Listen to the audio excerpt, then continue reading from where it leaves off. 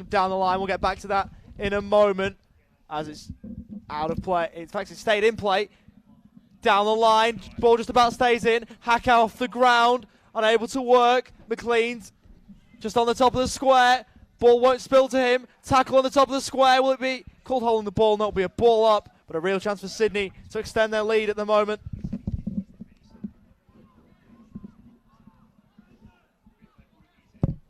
So balled up at the top of the square. McLean wins it down. Can he find a Swans teammate? Great work from Riley with the sidestep. Handballs it short to Williams, who clears away. Oh, good spoil, O'Riordan.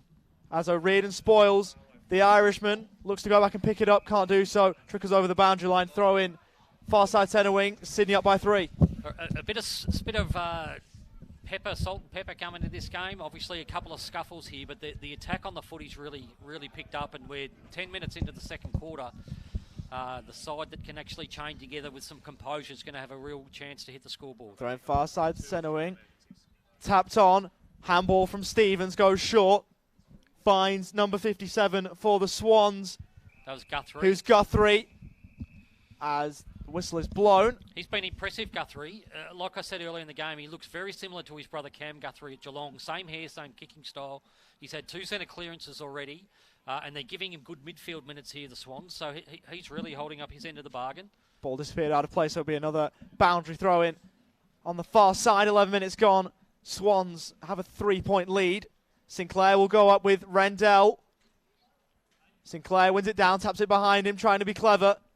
Unable to do much with it as the ball stays on that far side. Brolick over the top. Handballs over his head. Well played by Mackay to keep hold of the ball. They're moving down that far side. Frankston up towards Liam Reedy. Looks to go out of the back. Can't do so. So on the right half forward spot on the ground, the Dolphins look to go back in front for the first time in a little while. Good to see Rendell getting involved in that chain, putting the pressure on Sinclair going the other way.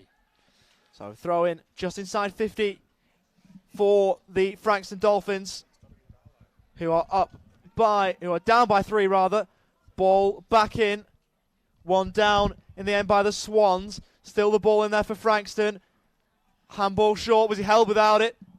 Some may have made the argument for it. It was McCormack underneath all of that, but couldn't quite get it out where he needed it to go. Over 12 minutes gone. Still, the Swans up by 3, 4-4-28 to 3-7-25 on the Ray White Frankston scoreboard. Interesting that Callum Sinclair is not going into the defensive 50 for these ruck contests. He's staying on the wing to provide an extra outlet option, but maybe Reedy can take advantage here.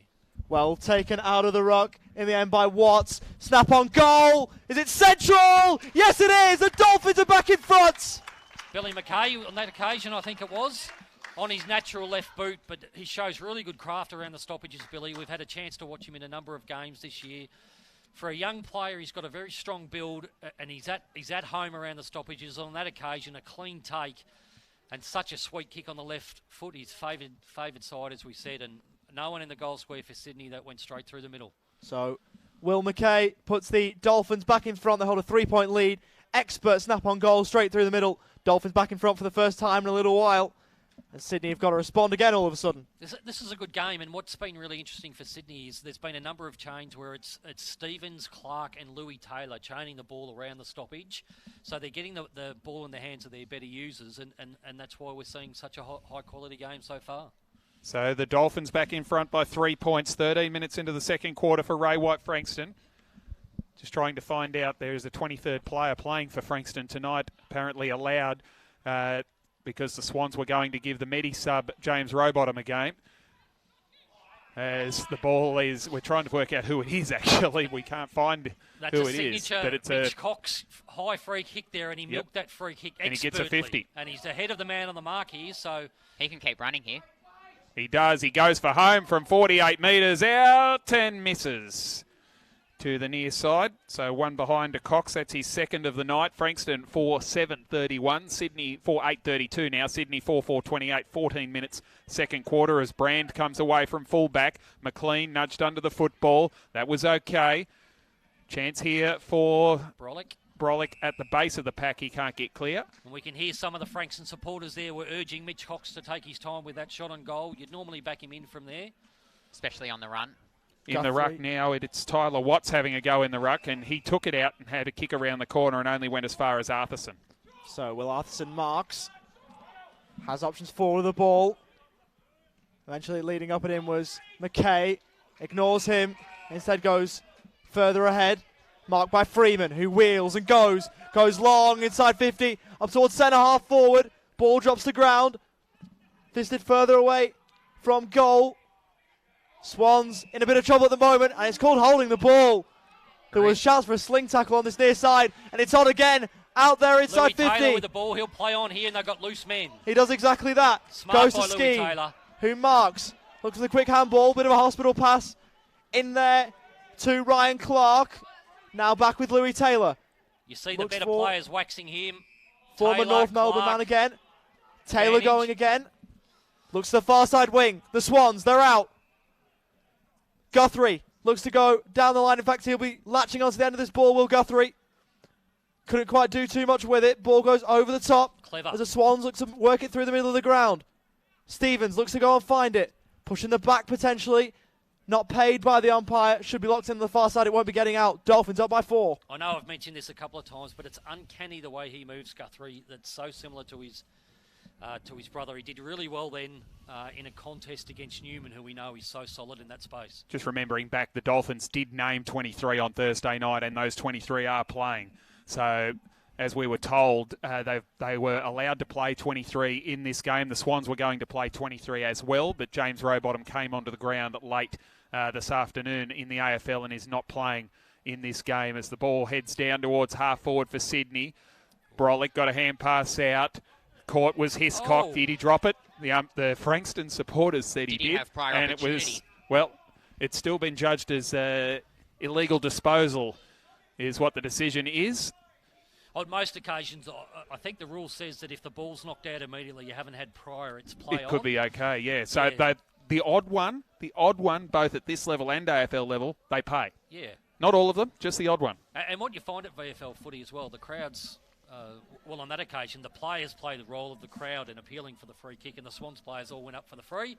Whether they had an impact, I don't know, but there's a chance to convert here. Sam Clowassy on debut from the Calder Cannons has pushed it across the face and through for one behind only. So Sydney goes to 4-5-29, Frankston 4-8-32, 17-minute second quarter for Ray White Frankston.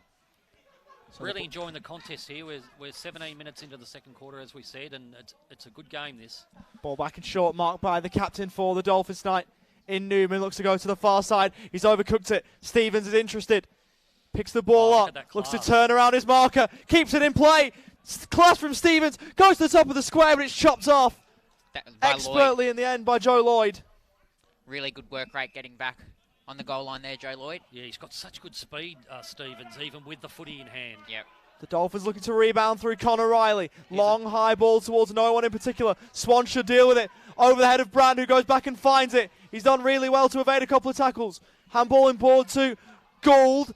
Evades another tackle, slips, gets back up, and he's caught this time! Caught Cole, there's no way he's getting out of this one. Chance out the back, Mentor over the top. Mark dropped, surely follow contact, not paid, out the back, and there's a goal to the Dolphins for Blake O'Leary. It was paid, it was an advantage. O'Leary was away, so a very, very quick move by the Frankston Dolphins. Johnny Ralph Smith, they got 2 or 3 free kicks in there, all warranted, mind you, but they just did not stop. They just kept going. That's Frankston's Mosquito fleet at its best. Josh Stern applying the tackle. Frankston able to get it quickly inside 50, and Blake O'Leary loves the celebration, able to get on the end of a goal. Great to watch, Mick. There's no small forward worth his salt that doesn't take an advantage free kick close to goal. And O'Leary, his legs were going so quickly when he saw that ball spill free. But a lot of credit has to go to Josh Stern applying that tackle on Will Good. Absolutely, and he's only in for his second, I think it's his second or third game, Josh Stern now. He's been a high goal kicker in the Sydney football competition over the last couple of years, 65 to 75 goals in 2 years. But what they're really pleased with him at Frankston is he gets to work at ground level and puts pressure on and always gives the first option. So well done to him. He did kick 51 goals in 31 games for Sydney Uni and the Swans at NEFL level as Brolick hacked it off mid-air and it went to Cox, who took the mark. If he switches this, they've got players. Oh, this is dangerous. He's missed the target. He had 2 to kick to and he split the difference and gave it to Logan Young, who kicks inside 50. McLean to fly. He's got a couple to beat. Couldn't do so. Front and centre was Maris. Caught. No prior opportunity, and it'll be a ball up about 40 metres out, 35 even from the Sydney goal. Had no prior then, and that's the right decision, which makes us question that earlier one where the ball was spilled out. But it could have been a costly turnover there from Cox. Well, that's the difference. It didn't spill out that time, did it? McLean slaps it into the corridor. Good work by Frankston. Strong tackle laid from behind. That was by Cloesy. Loose ball. Who wants this one the most for the Dolphins? It'll be flicked out and then flicked straight back in. Tackling is strong both ways here, and the umpire's found a free kick, and it's going to the Swans. That was sort of the out-of-zone umpire. He had a front-on view of that. I don't mind that. The prevailing umpire was stuck behind the pack. The ball was on the outer side, and the mid-zone umpire had the best look at that.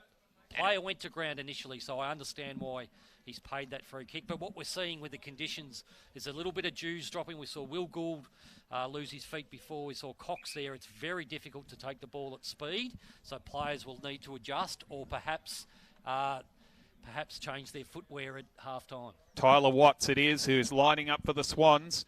One of those Werribee lone players from 45 metres out, and he's kicked a nice goal.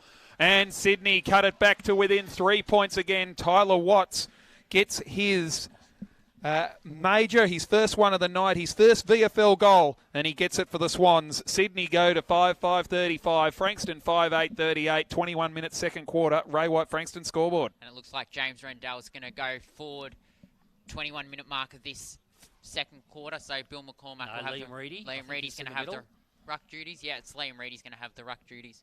Yeah, so Cal Sinclair in there at 198 versus 204 centimetres. It'll be a good contest. Sydney have shown some really good skills, centre bounce skills here. Guthrie's still in there again with Stevens and Clark. They've been getting on top of Frankston out of the centre bounces in this quarter. So a crucial 7 or 8 minutes coming into half-time here. VFL debutant in Liam Reedy will go up in the ruck against Cal Sinclair. And it will come back. While it's coming back, guys. Rowbottom didn't actually get on the ground today as the medical sub, but he was sub because he was managed out of the senior team. So it's interesting that they asked for 23 aside to potentially play him at VFL level, and now not to do it and give Frankston that man advantage. It doesn't make sense. We see Stevens impacting for the Swans again here. As the ball is out the back. Picked up in the end by Frankston. Ball goes to the outer side. Long ball inside 50. Over the back. Over the top. Was an unrealistic attempt, surely. Play on. Should be play on advantage to the top of the square. And Frankston may well stuff this up. There's 2 on 1 at the top of the square and it's rushed behind. Just overcooked the kick. But the ball's straight back in play. Stevens marks. The dew having an impact on this game, man. We saw Mitch Cox. Ordinarily, the ball would have bounced up in front of the Frankston player for an easy goal then, but skidded on. So Stevens goes short and finds Witherden on half-back. The margin 4 points in favour of Frankston. As Witherden goes back 30 metres to Caden Brand. He's going to kick this to, He'll go straight back to Witherden again, so that really achieved a lot, didn't it? Yeah. I've never understand why teams go backwards. I have to say, unless the switch is on. Sorry, Mick. Watching live, Brendan, I'm so impressed with Stevens for the Sydney Swans. He has been fantastic tonight, and he might get it again here too. It's Clark, in fact, who runs past to receive on the left, drives it inside 50. There's no one there. It's a foot race. Tracking it back is Josh Clark for the Swans. He's got Al Richards for company. Toe pokes it to his own advantage. Richards stays on the money, then keeps it in, working hard, and now providing the support is Johnson, who did well. Good work by Frankston, but unfortunately the kick is off target. O'Riordan took the mark, played on with a man on his hammer and turned it back over again. Here go the Dolphins. Chance. And they are out here. If it sits up for Stern, it does. He gets onto the left boot, kicks inside 50. Beautiful pass. Taken by O'Leary. Did he play on? He does now. He's got a loose man 20 metres out directly in front, and Rendell will have the shot at goal. It was Voss through the middle, Johnny, who hit the target up beautifully on O'Leary. And it was Newman who set Voss up kicked it into space. Allowed Courageous Voss, kick, Jonty, it was yeah. a courageous kick, allowed him to run onto it, and then obviously able to get it over the top to Blake O'Leary, who set up to Rendell. It's a good shot on goal, James Rendell. Does not miss Rendell. He's the best set shot for goal in Frankston's team, so mark this one down. Has kicked 3 goals, 5 this season, James Rendell. And now it's 3 goals, 6. Don't mark Mark it down, you say. Michael? Commentator's Michael? curse. Don't mark this one down, but he is a great set shot. But we can laugh about that. That's a crucial miss late in this quarter. 5:10:40 Frankston, 5:35 Sydney. 24 minutes gone second quarter for Ray White Frankston. O'Riordan will bring the ball back in for the Swans. Looks to go long to this near side. Pack of players underneath it, including McLean, brought to ground. And no player can break free there. Just So to it'll look be a at ball the leading stats winners on the ground, Clark's got 18 for Sydney and Freeman 15 for Frankston. One down by Sinclair, who goes back and finds it. Looks at the handball short. It's turned over. Freeman turns around. High tumbling ball inside 50 for the Dolphins. And the umpire's picked out a free kick, and it's going the way of the Dolphins here. James Rendell will get a recovery shot of sorts here. We don't need you to comment this time, Mick. I was going to say, would you like my opinion on his set shot goal kicking? Well, he must have missed a few this year to be at 3-6. But I don't mind the move of Rendell up forward. Frankston have been able to compete better in the air in this second quarter. Sydney not getting the rebound 50s. From about 40 out, it's going to pull up short. That's poor, though. Mark dropped, and in the end, No, it's taken second grab by It was number 51 Nathan in Nathan Cooper. Cooper, but he turned the ball back over, and there's another chance for Frankston. So a poor kick from Nathan Cooper in the end, and there's a chance for the Dolphins to extend their lead right at the final bell in this quarter. It's Austin Johnson who'll get yet another chance, tight on the boundary at right half forward. They do say he's a good kick, but I haven't mentioned that. So it's Johnson. Will the commentators curse survive? Johnson goes for the snap around the body. It's a really good effort, but it's just to the right. So it's an even 1-goal margin. Dolphins up by 6, 5-11-41. Play Sydney 5-5, 35, 26 minutes gone. Second term, right at Frankston scoreboard. Frankston are well positioned deep behind the football here, so you think Sydney are going to have to chip their way out of defence here or go for McLean. The first chip came to Clark. The second one went to Taylor, who thought about giving it back to Clark, and then he chips it short to Guthrie, who'll give it back to Taylor by hand, and now they might have a chance to break. He heads to the outer side, does Louis Taylor. Good spot up. Mark taken for the Swans out there. That is by Maxted. Kicks down towards the wing. Turnover time. Frankston can bring it back. Dodging and weaving is Stern. Hand pass over the top. Hacked forward by Arthurson. Front spot taking a good mark for Sydney is O'Riordan. And he plays on. And the Swans have the numbers out the broadcast side. It's Brand who'll run away. Draws the man and gets over the top. It's a poor kick. It needs to sit. Sinclair had no idea where it was. That is a terrible kick, and all Hayden Brand can do is shake his head and wander back to fullback. And we hear the Frankston supporters appealing for insufficient intent to keep the ball. There's some humour in the crowd here tonight, but well done by Jackson Voss. He hedged his bets between the two loose players by then and put a little bit more pressure on that kick then. So boundary throw in right in front of our broadcast position. Well done, Reedy. He thumped it about 20 metres forward. Tracking it there for Sydney was Witherden, who's been pretty good in this first half. Caught here is Clowassy, and it'll be a ball up. 27.5 minutes gone in the second quarter. The TV Magic game of the night. Reedy against Sinclair. Reedy wins it down. Out of side now for the Swans. Guthrie, it goes out of play. So it'll be a boundary throw in the middle of the ground here. His kicking boot was just on the wrong side of the line when he dropped it onto his foot there, Josh Guthrie. And we can see Louis Taylor getting to work here, showing his skills at ground level. He gets himself in the right spots and gives off by hand well, Louis Taylor. So Sinclair and Reedy to renew acquaintances here in the ruck as we tick towards the end of the first half. Reedy front spot, unable to win it down. Possibly a hold there, but not given. Picking the ball up is Ash Cracker. Can't do much with it.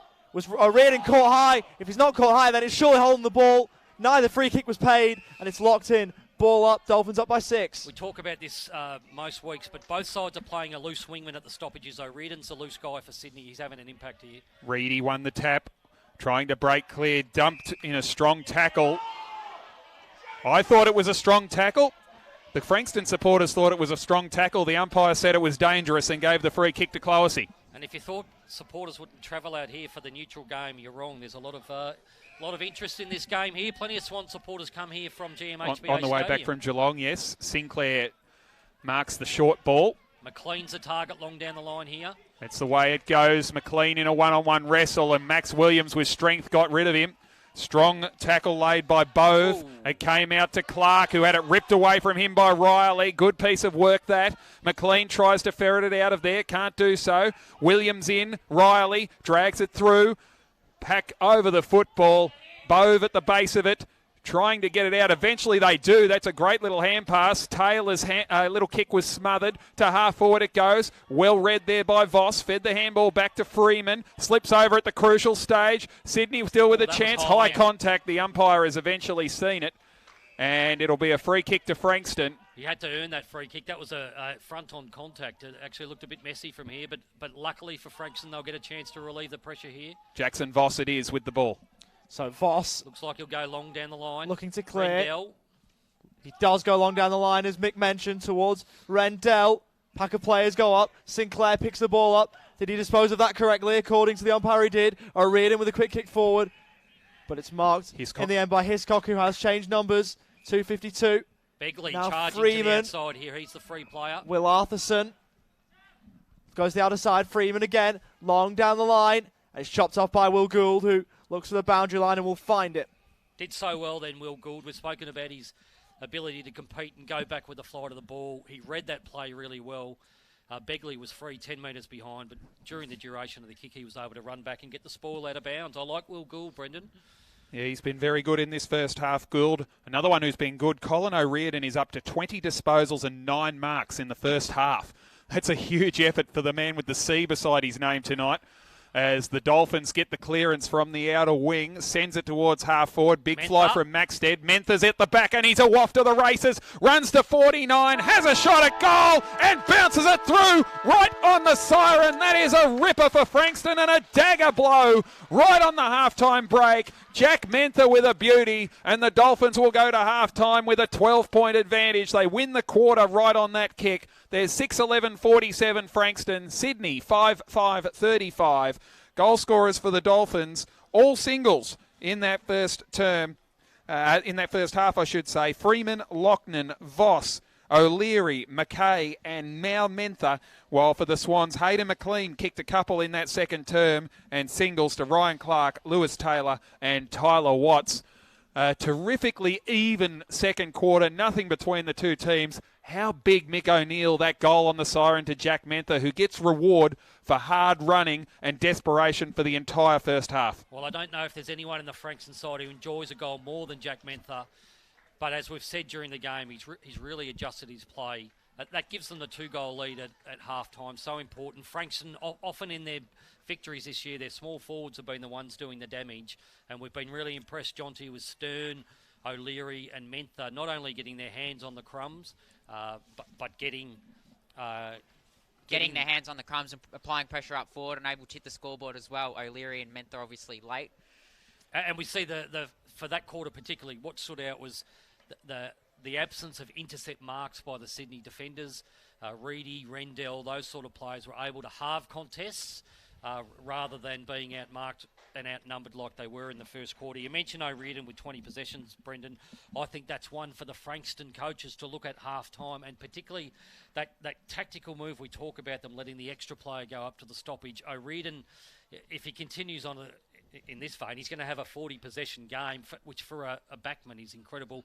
And he gets depth and uses the ball well with his kicks. So he's on his way to record number of marks too, 9.5. Yeah. He's just picking them off, isn't he, Colin O'Riordan, at the moment? Yeah, and to be honest, the game's going in the pattern we expected. We said the AFL-listed players for the Swans were going to be very important, and given the youth they have and probably the challenges they have assimilating into the side. But you look at those names. Brand's been fantastic as a key defender. Dylan Stevens, his ability to pick the ball up at speed and then run with speed, no one can chase him down when he gets the football. So he'll be starting to relish these opportunities out here today. Taylor and Clark as well have been fantastic. So it's been a highly entertaining game for me. I'm really enjoying the quality of the game so far. A bit of spice in the game in that quarter, a couple of fracas and maybe a melee at one point. So There's plenty of feeling in the game, and we're starting to see that both supporter bases get involved in the terraces. There hasn't been a Frankston game this year, has there, without a little bit of a disagreement and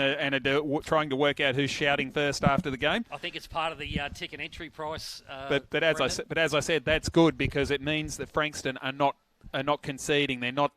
If they see something they don't like, they're flying the flag, and that's mateship. I don't mind that at all. I really like it. You haven't seen that in the past. No. There's a spirit and camaraderie there, and a want to look after your mates. And Mitch Cox and Josh Newman are often the first ones in, as you'd like with your senior players. So all in all, it's been for a Sunday night 6:30 kickoff. It's been a really entertaining game. The Dew's starting to have a bit of an impact. So second half, there's more enjoyment in store, I think. It certainly is. It's Frankston leading by 12 points at halftime here at Avalon Airport Oval. They're 6:11.47, leading the Sydney Swans 5:35. Thanks to Bendigo Bank and TV Magic. We'll take a break and hear from some of those terrific sponsors that we have here on RPPFM. And when we return, Jonty and Mick will have a chat to Kai Owens and Jai Florent, a couple of excellent guests from the Frankston Dolphins. We're back soon with all that for you on RPPFM, your Peninsula Footy. More and more people with a taste for quality are shopping at Eliza Meats. Kevin and his lean team pride themselves on the finest cuts. See our sponsor Kevin at Eliza Meats, 112B Mount Eliza Way, a station sponsor. Do you have TV antenna or reception issues? Need to wall mount your TV or want extra TV or data points? Then call TV Magic, Frankston and the Peninsula. Call Clint for a free quote on 0484 395 555. TV Magic, we make all your TV problems disappear. A station sponsor. First and foremost, we're a bank. For over 150 years, we've been providing financial services all over Australia. What makes us different? Our partnership with the communities we serve. Our unique community banking model shares banking profits. So when you bank with your local community bank, you make a difference in your community. Whether it's new facilities or improved health services, support for youth, or help for those most in need, community bank branches are locally owned and operated, so decisions on where to invest profits are made by locals.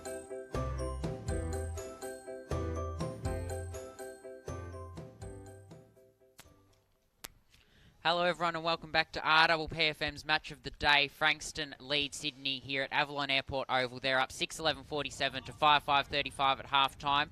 We're joined by two Frankston squad members, Kai Owens and Jai Florent. Gents, good to have your company. Hey Mick, hey John, how are we? Never seen two players more happy to get in the commentary box and do an interview. They're itching to post this on Instagram and everything they have, Jonty. But first up, gents, obviously it's pretty chilly out here to be watching, but what have you thought of the first half, particularly your teammates Frankston going in with a 12-point lead at half-time? Yeah, the boys looking really good. They're competing really hard, they're cracking in really hard, and I think it's just at the moment we're just not able to execute on the scoreboard, but hopefully we can fix that up in the next half. And it's good to see the Mosquito fleet back together and playing really well. What have you made of their first half? Yeah, a lot of them have been real zippy around forward, making real good impact and good contests around the forward, and really standing up for the boys today. Yeah. And Liam Reedy and Austin Johnson on debut for Frankston. What can you tell us about them? Liam Reedy's looked pretty good in the first half, able to halve a lot of contests, hasn't had a lot of the ball, and Austin Johnson seen a little bit of the ball, had a couple of shots on goal. Yeah, no, they've both been really good. Reedy, he's a huge man, so he's always going to provide a contest, and he did a bit of ruck work bit late in that second quarter. I thought he held up really well, and Aussie's been doing really well as well. So we'll get to you in a minute, Kai. Frankston supporters or RPP followers would have seen you in a number of senior games this year. But for you, Jai, a first-year player at the footy club, and I know from speaking to my sources, Jonty, on the inside at Frankston, that you're impressing the coaches with the way you go about your football. For those who haven't seen you play, what sort of player are you? What are the strengths that hopefully we'll see out in the VFL Oval coming from you shortly? I'm a bit of light frame player, but I like to get on the outside and really break lines and use speed to get get inside forward 50 and use the ball well and get the ball moving for the team. Also like to get on a bit of defensive running and help the backs out a bit. And get on the end of the scoreboard, no doubt. Yeah, when you can. So you're coming across as very modest here, Jai. Kai, maybe you could comment on his style of play. You both, your community football clubs or local football clubs are old Mentonians. Yep. So maybe you'll give a clearer picture of Jai and fill in the gaps that he's leaving out. Yeah, I was lucky enough to play with Jai yesterday for the Old Mentonians, and shout out to Old Mentonians for 4 wins yesterday. So reserves, first win in 3 years. So it was a huge day for the club. But that's the Owens effect being your first game going back. The club got a bit of a boost, did they? Yeah, maybe. Yeah, I don't know about that. But Jai's a really good player. He plays out on the wing and he runs really well. He runs down both ends. And yesterday he got on to the end of a goal. And he's just really quick and he covers the ground really well. And tell us about your form so far this year for Old Mentonians, Jai. I took a few games to get started, to get really going properly. Hadn't interrupted pre-season, but now once I got used to it, the boys started to hit some good form, and hopefully we can have a late run at finals and make an impact down the VFL. So you've obviously come from a sporting family, Jai. Maybe given an insight into your upbringing, obviously tennis in the background, your brother's a footballer, maybe not, you probably take the mantle as the most talented footballer in the family, but perhaps you can give us an insight into that sporting environment you've been involved in throughout your upbringing. Yeah, growing up, obviously Dad was a professional tennis player, so always grew up with playing tennis. I was never any good. Ollie was the one who could actually probably make it as a tennis player. I was always just a bit average. So I didn't play many years of tennis, but I always loved getting on the court and having a hit when I can. These days I give him a whipping, I think. I wasn't the sporties kid growing up, to be honest. I didn't really start getting into my footy till maybe when I was 14, 15. Probably seeing Ollie starting to make waves with his football in his junior ranks kind of inspired me a bit more to get into it. And and then ever since then, really loving my footy at the moment. So I always think it's one of the attractions of AFL footy. If you know someone who's in the AFL system, it adds a little bit of enjoyment and excitement. Jonty, for yourself, your cousin Hugo playing AFL footy at Richmond at the moment. What sort of insight, obviously your brother's based in Sydney, but what sort of insight do you get into the requirements of being a professional footballer that potentially help you in your own journey across football?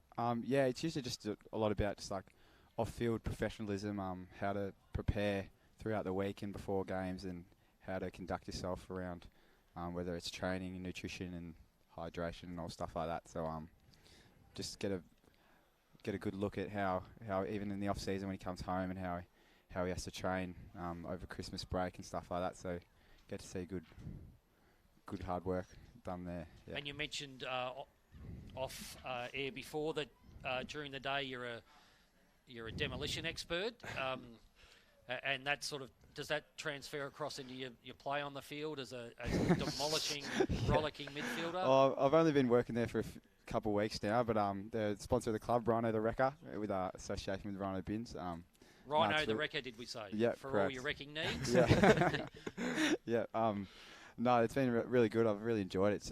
It's very early mornings, but early start, so get prepared before trainings during the week, which is good. But enjoying my time there at the moment. And I always say, playing VFL football is probably the toughest gig in football, given the commitments that you've got to put into training and the extras, as well as working a full-time job, or in your case, Kai, you're studying, I think. Is that the case? I finished as of probably a month ago. What were you studying? I was doing commerce at University of Melbourne, so that's all done now, and I guess I've enter the real world next year. And I can tell you, only the really, really intelligent people do Bachelor of Commerce. No, I don't know Kai, about so that. myself, I did a commerce degree some 30 years ago, so hopefully you uphold the alumni of commerce graduates. And just as much as that, Mick, at Melbourne University. Yes, that's a very good university, probably just below or on par with Monash University where I went. But Kai, for yourself, your background, obviously, you played football at Sandringham Dragons. It's the both of you had. Yep. But you spent a year on Sandringham's list. I think you played 15 Yep. games. Sandy Zebras, that is. Yeah, the alignment with St Kilda, 15 games, often Yep. in the ruck. Yep.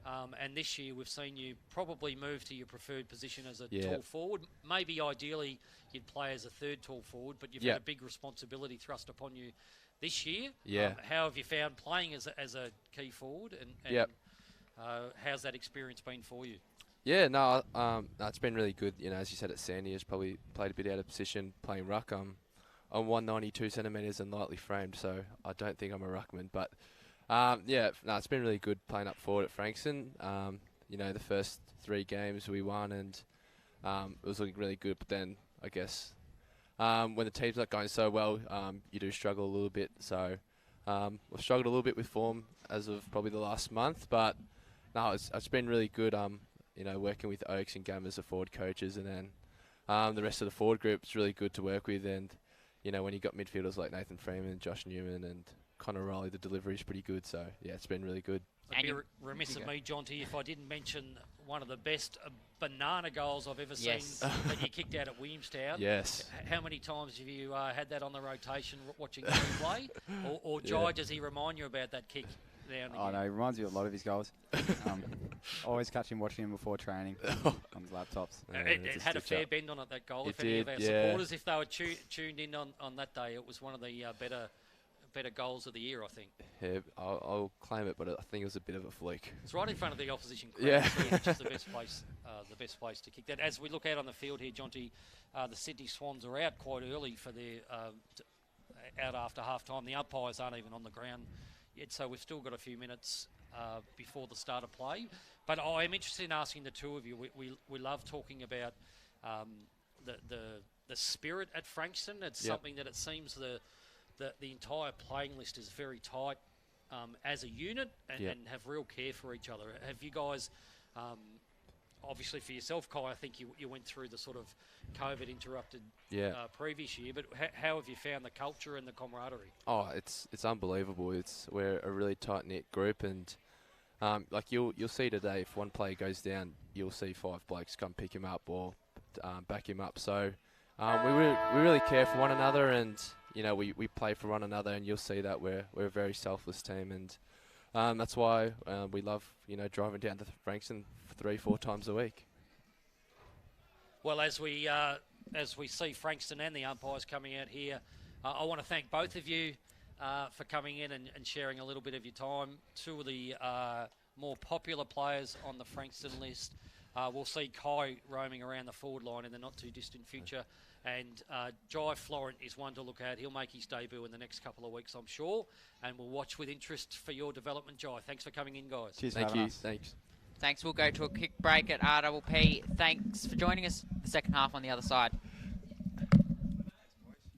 Do you have TV antenna or reception issues? Need to wall mount your TV or want extra TV or data points? Then call TV Magic, Frankston and the Peninsula. Call Clint for a free quote on 0484 395 555. TV Magic, we make all your TV problems disappear. A station sponsor.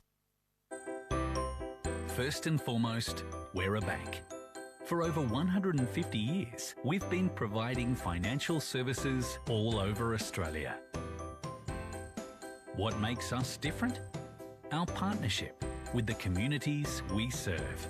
Our unique community banking model shares banking profits. So when you bank with your local community bank, you make a difference in your community. Whether it's new facilities or improved health services, support for youth, or help for those most in need, community bank branches are locally owned and operated, so decisions on where to invest profits are made by locals.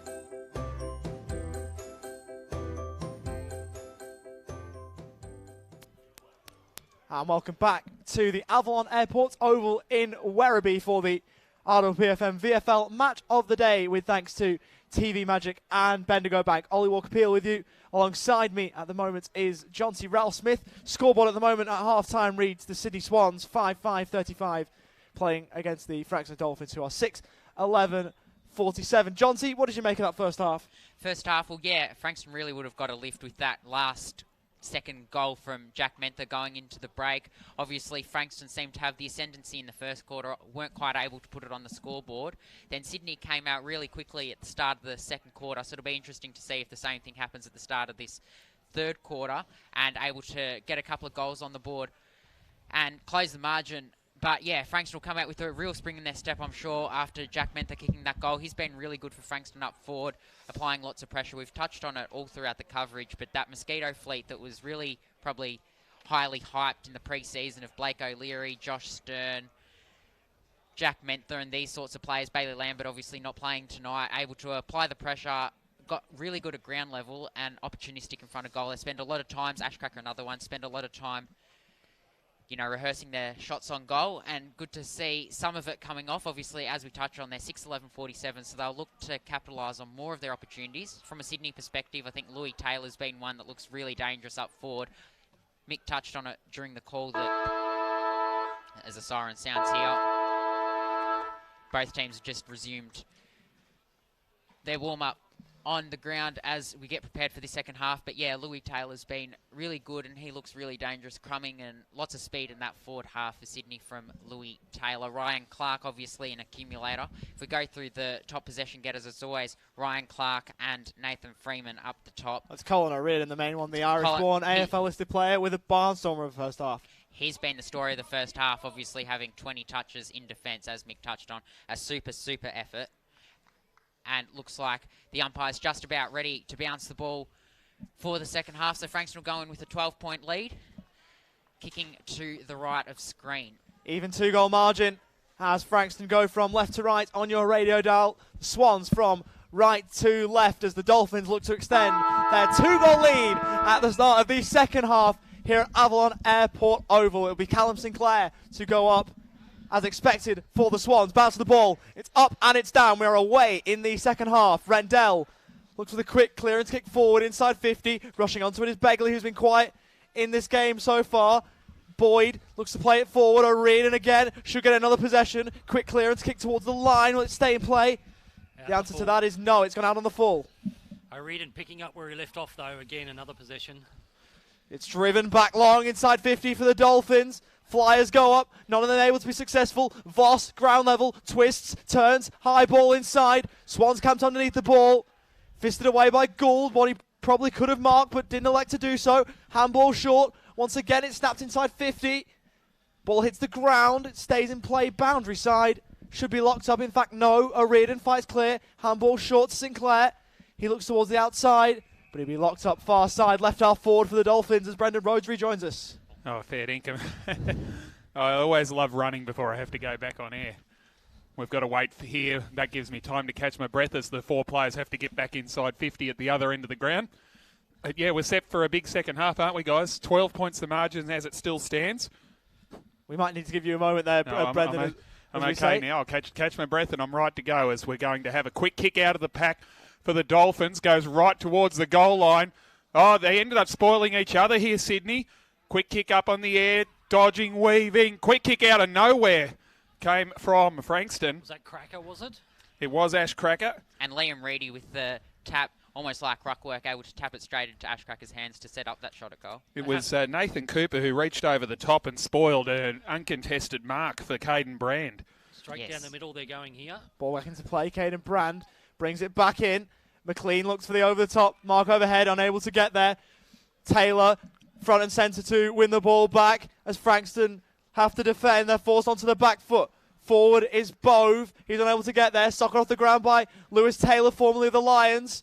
Handball out wide. Snap around the body was from Bove again, but at home for the Dolphins is McLaughlin. Will Arthurson, that is, and he's very good at coming off his man and intercepting there. He had his eyes on the ball the whole way there, so well done, Will Arthurson. Apologies. So Arthurson brings it back into play. Nice kick. It just gets over the outstretched hands to Brolick. Yes, he goes short and finds Freeman, who brings it back to Brolick. They want to shift the ball here. Mitch Cox moving to the corridor here, but I think they're going to have to take their medicine down the line. No. He goes short and he finds Newman, who marks courageously and gets an ear massage for his trouble.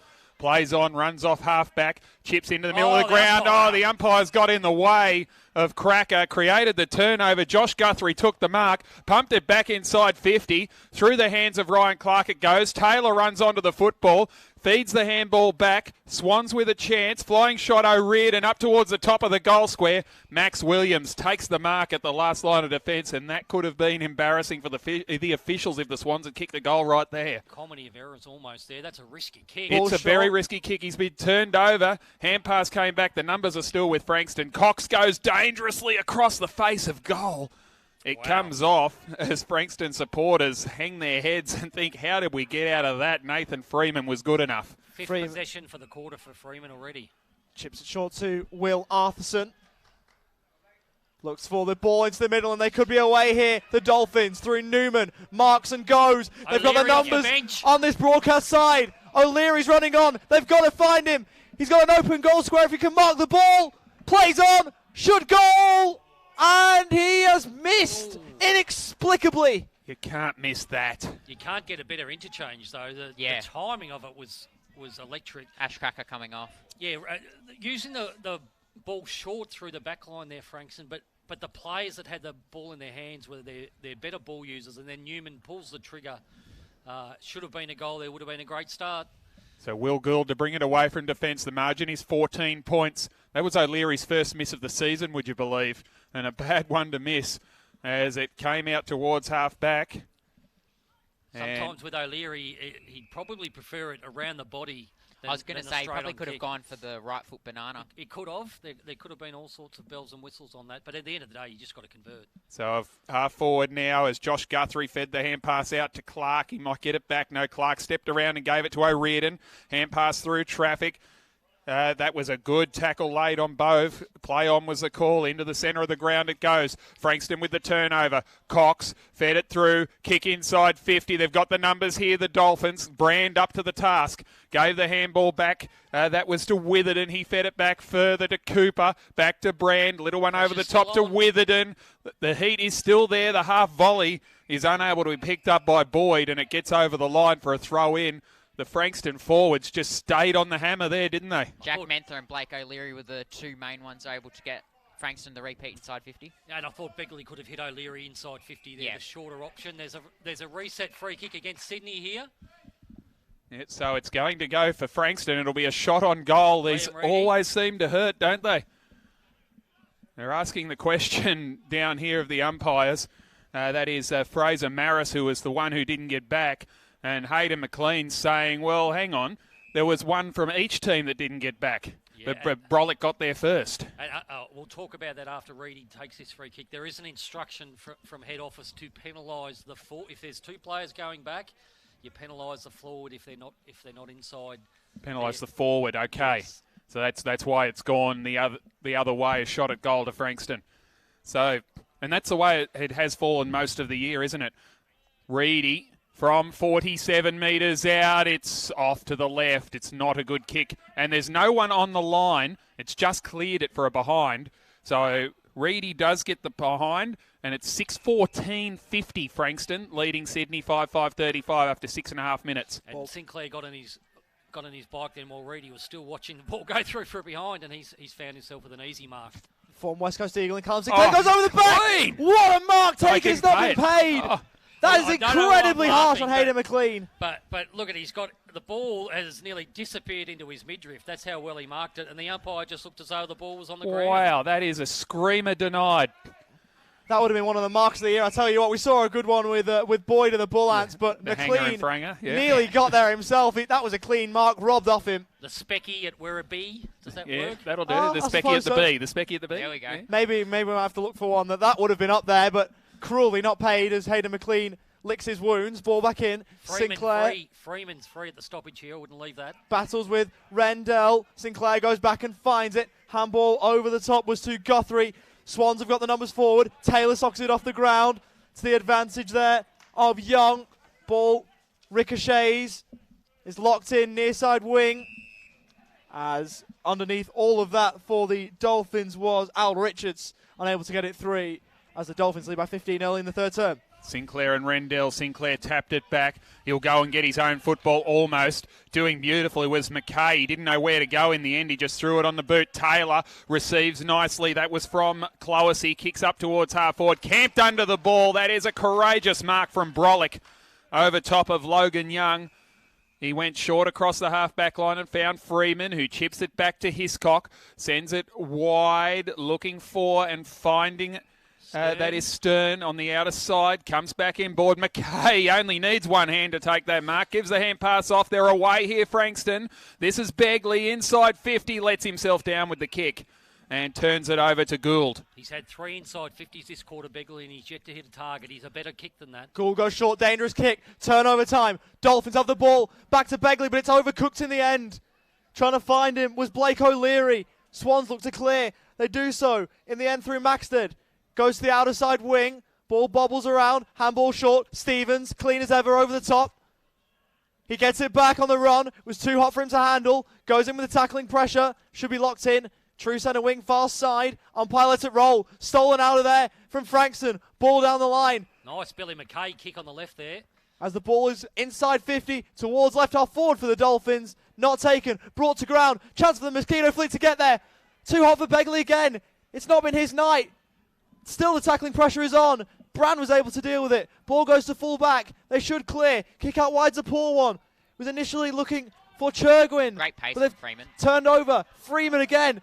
Handball to Brolick, who's got time and space. Can he engineer a good kick? The answer is yes. That's a brilliant ball.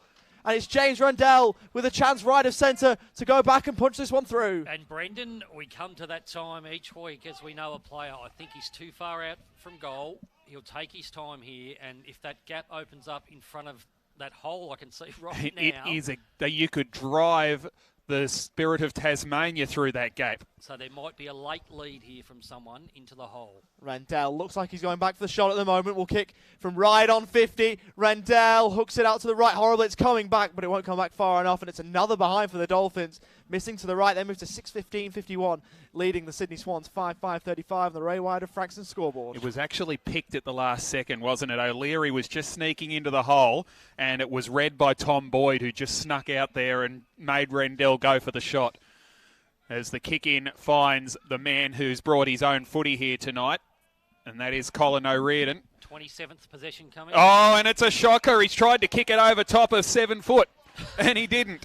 And Liam Reedy just stuck the big mid up and dragged it down and gets another chance. It's like the Great Wall of China had been built in front of him there, and he tried to take that. He's been so good, hasn't he? And Reedy gets his third shot on goal now. He's finding his feet as the game goes on. We've sung his praises for his ability to create a contest, but he's now getting some opportunities. And if he slots this, watch the players come from everywhere. I don't think even Callum Sinclair would have reached that. Liam Reedy certainly did. And he lines up now. He runs in and kicks from 40 metres out. And it holds its line enough. And he gets his first goal in VFL football. And they do come from everywhere. Every player on the ground gets down to Liam Reedy. And he has got a big goal for the Frankston Dolphins. They go to 7:15:57. Sydney 5:35. And it is 11 minutes gone, third quarter on the Ray White Frankston scoreboard. A goal they really needed to get for the amount of dominance they've had in the first 11 and a half minutes of this quarter. Yeah, definitely. And you see the reaction of the players there to Liam Reedy. He's so popular. He's one of those, if anyone's old enough to remember Paul Meldrum at Carlton, who sort of came off the streets.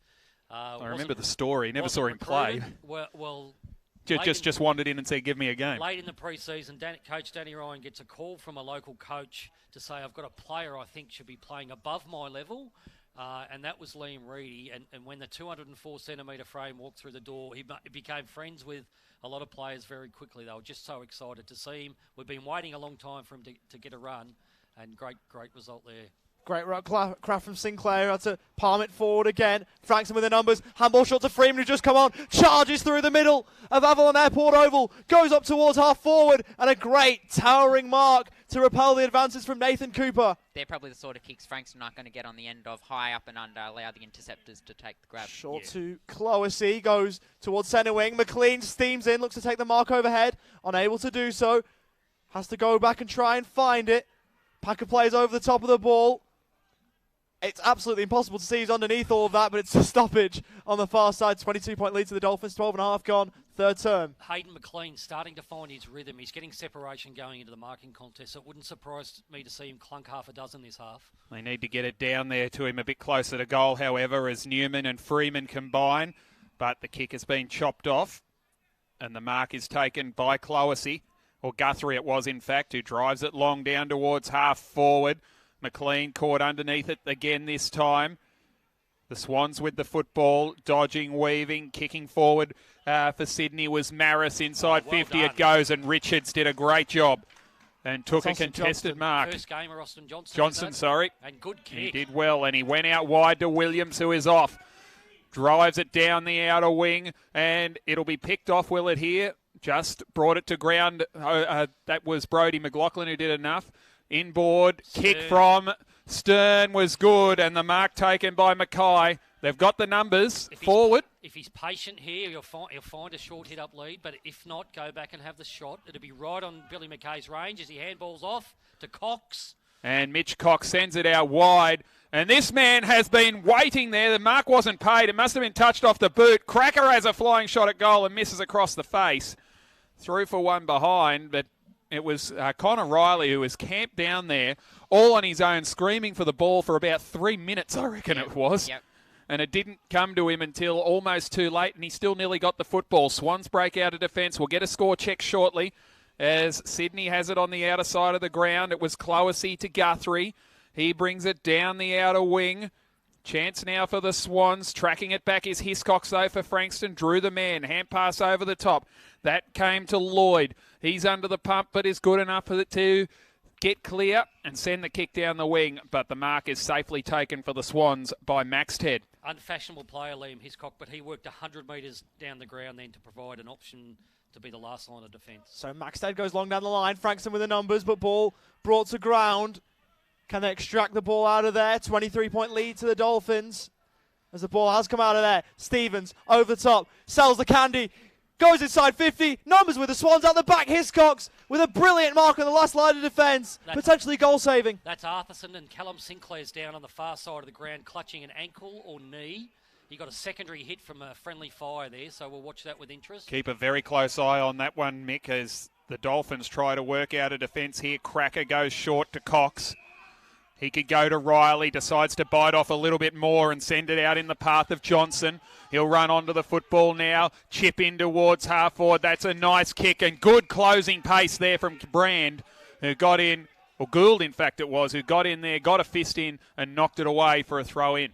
As we look at the far side of the ground, Callum Sinclair being assisted by two trainers and a runner coming off the ground there, limping heavily on that right ankle. This is a big developing story and horrible news for Sydney's chances tonight if Callum Sinclair's out of action. Throw in on the other side of the ground. Mentha sweeps through, pumps it back towards the top of the goal square. A very dangerous kick, but Brand is able to read it. Took the mark, played on quickly, got it out wide to Clowassy, who's starting to come into the game in this third quarter. Short ball to Taylor. Sinclair might even, if he recovers, he could be a loose man 50 metres free. There's no one near him. They just got to get it down there, and he still might get hold of the football. But they're not looking that way as the turnover comes. No, it's a free kick for high contact. What's happening here? If they can get Sinclair off, the forward target could get down there unmanned. Sinclair now walking on his own accord, which is good to see. Swans with the football in the shadows on the outer side of the ground. It's going to come all the way back to Brand, so they're not achieving much at the moment, Sydney. Could be this interchange that works here, though, straight off the ground. He should tread water here, the young fella coming on. It's Tyler Watts who's just come on for Cal Sinclair as the ball goes down the line. He should have went straight to full forward, I would have thought. Well, he's on his way up towards that forward 50 now. Perhaps a little bit too late, but he's got the message eventually. They've got numbers on the outer side, or on near side, but the outer side to where the ball is at the moment, if Sydney can get it out there. But they've instead decided to keep the ball down that far side wing at the moment. What we're seeing here, Ollie, already is McLean's been pushed into the ruck and they're waiting for him to push up the ground to be the target. They don't have too many tall options now. Maxted long down the line, out the back for the Dolphins, shipping ball across, forces Freeman to work. He does so, and that'll be a 50. That should not have been 50. Technically, it's there. Freeman was clever. He feigned to play on and drew Clark into him. It was the momentum of him. It's a harsh call, but Freeman knew what he was doing. Against Ryan Clark, and Freeman doesn't break stride towards full forward. Handball over the top from Cracker. Free kick Swans. And a free kick paid to the Swans, so a chance for a goal. Easy goal, a walking goal to the goal square, a vacant goal square denied, as the Swans should clear from defence. Yeah, Reedy jumped over the pack and clattered straight into the back of Will Gould. And now it came back to Churgwin at half-back for the Swans. This is the real challenge for them. They're getting the ball across half-back, but can they penetrate the Dolphin defence that's set up so well behind the ball? At the moment, they haven't looked like scoring in the first 18 minutes of this third quarter. Dylan Stevens has it on the half-back flank. He goes further backwards and finds Churgwin again. They're racking up the disposals and achieving nothing at the moment, Sydney. Stevens gets it back at half-back. He'll come inboard, looking for Young. Has to be accurate. It is. He had to get rid of it quickly after he played on. Now here's a chance. Taylor will get there. He waited for it to bounce, and Begley didn't. Josh Begley got the ball, kicked it to half-back. Freeman ran hard to take the mark, and the opportunity is missed. Impressive play by Begley. Then I would have backed Louis Taylor to win that ball at ground level and goal from there. He waited for it to bounce, didn't he? And Begley came from the other direction at a rate of knots. Now it is the Dolphins who can build. Brolix at half-back. Off one step. Kicks it brilliantly up to half-forward. And it'll be driven forward there by Cox inside 50. It goes. Mentha's a chance again. He's got Stevens for company. The Swans will get hold of it. Looping hand pass out to O'Riordan, draws the man, puts the handball onto the path of Clark. He goes, or Stevens, it was Dylan who got it across to Taylor. He'll chip back in board. Ryan Clark has it now. Goes short. They're in trouble. Newman came from nowhere and gets the free kick. One too many handballs again for the Swans. Turnover time. Here go the Dolphins. This is Lochnan to half forward. Spoil made. That was well done by Sydney. Cloesy in towards half forward. Arthurson can't trap it. Went back and got it a second time. Gave it to Newman. He'll just take off through the middle of the ground again. Has a bounce. Runs right to the defender and kicks it beautifully inside 50. Big fist from Brand coming in from the side. And Taylor, will he keep it in? He does. And now finally the Swans can find a target. Taylor, great kick. Half volley it was for Kyle Skane. And it'll be still a chance for Sydney. I'll give a chance to catch my breath in a minute as the Dolphins bust it through. Swans still going. Towards the boundary line it goes, and eventually out of play. Mercy on us all with a stoppage there. But what's important to point out here is the game's going frenetically from end to end. Both sides have a number of extra players in their defensive 50, so there needs to be patience going forward from both sides. Find a short, take your time, and then set up again for a forward thrust. So ball will go back in on the near side wing. Thrown in, one down by the Dolphins, more specifically McCormack, as the Frankston Dolphins looks to go forward and extend their lead. They won't get the chance in the immediate future. Clark goes back. He's got teammates in support. Decides to ignore them behind and go forward instead. Forward was Skeen. Drop the mark. Chance for the Dolphins to move forward the other way. Chipped across. Dangerous ball towards Riley. He's got to make it work. He can't do so. In fact, he does. Goes back and finds it. Handball McCormack. They're moving forward with some velocity and some pace. Cox brought down. Got a boot to ball according to the umpire. Handball over the top to McLean. Looks to go on board. Chiseled kick over the top of Maris. It looked like a potential high. Not paid. Will it be holding the ball? This will be incredibly harsh. But the umpiring is a harsh business. And the Frankston Dolphins have won themselves a free kick. They need to get a message out here to try and control the play. Even going forward, find a short across half forward, because the numbers are against each side as they go into their forward 50. You'll find a short here. They're absolutely dominating the play, Frankston, but the forward entries are giving the Swans defenders a chance to pick them off, and they're picking them off quite nicely. That's the only reason Sydney's still in the game. And numbers against them here again. McCormack kicks to half forward. Picked up by Max Ted, who got it on quickly. Boyd flicked it over the back, and then it came to Max Ted a second time. Strong tackle laid there by Johnson.